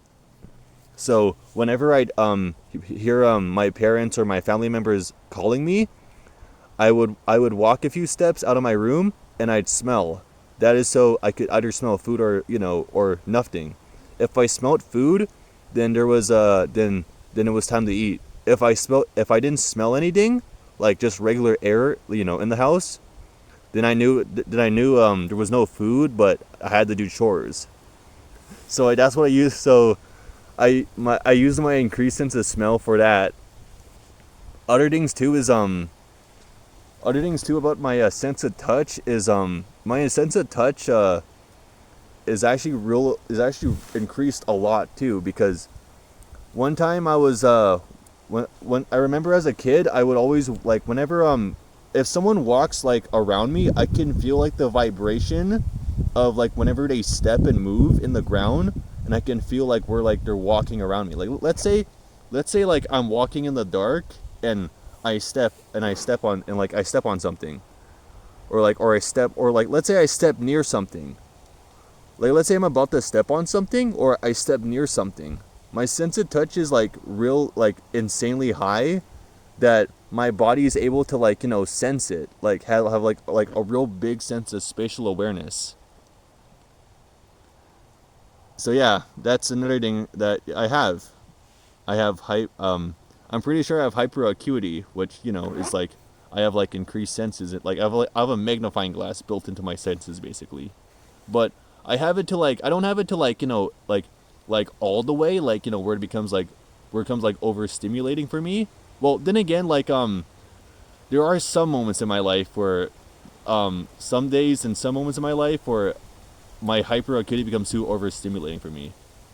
Whenever I go to sleep and wake up in the morning, I always feel like I always feel like really like aware. And how aware is like in my eyes. Like when I wake up in the morning, there's a chance where I'm just like visually aware. And let's say this, let's say I get up and like I'm visually aware. Like anything I look at, I like look at the finer details in it, and eventually it becomes overstimulating for me, and I burn out instantly. So there's the con. Some days my hyper acuity, like the types trigger, and like, you know, the different types like of my senses, like, you know, become overstimulating for me. But yeah, that's everything for the second the last thing I have to say, I think. Now, the last thing I have to say is this, and I'm self-aware of everything. As you probably know already, I did say I had, like, you know, like high-functioning autism. Not to mention that I also did mention, like, you know, that I knew my you know, my false friends were bullying me. That was a bird. Okay.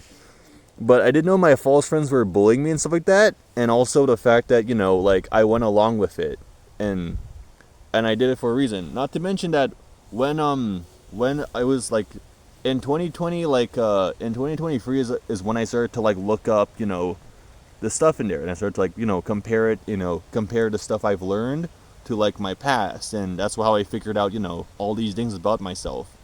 And also, it's also but also, because I have self-control, like, no, because I'm self-aware does not mean I have good self-control.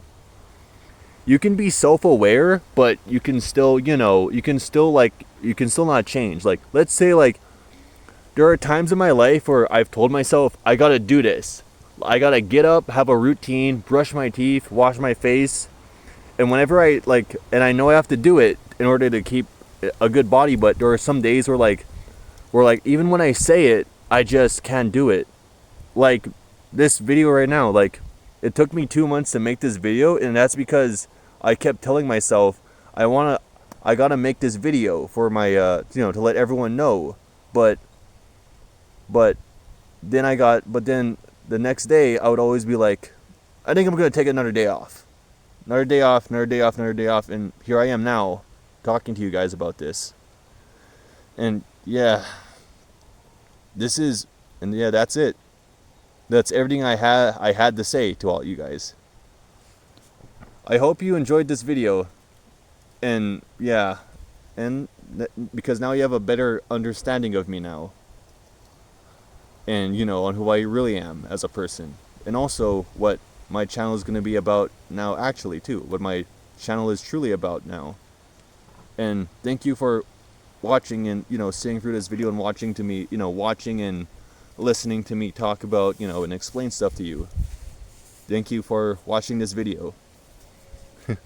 Thank you for watching this video, and like I said, like or dislike, comment, or comment, and subscribe or don't. Like I said, it's your choice. Anyway, that's it, everyone. Till next time. See ya.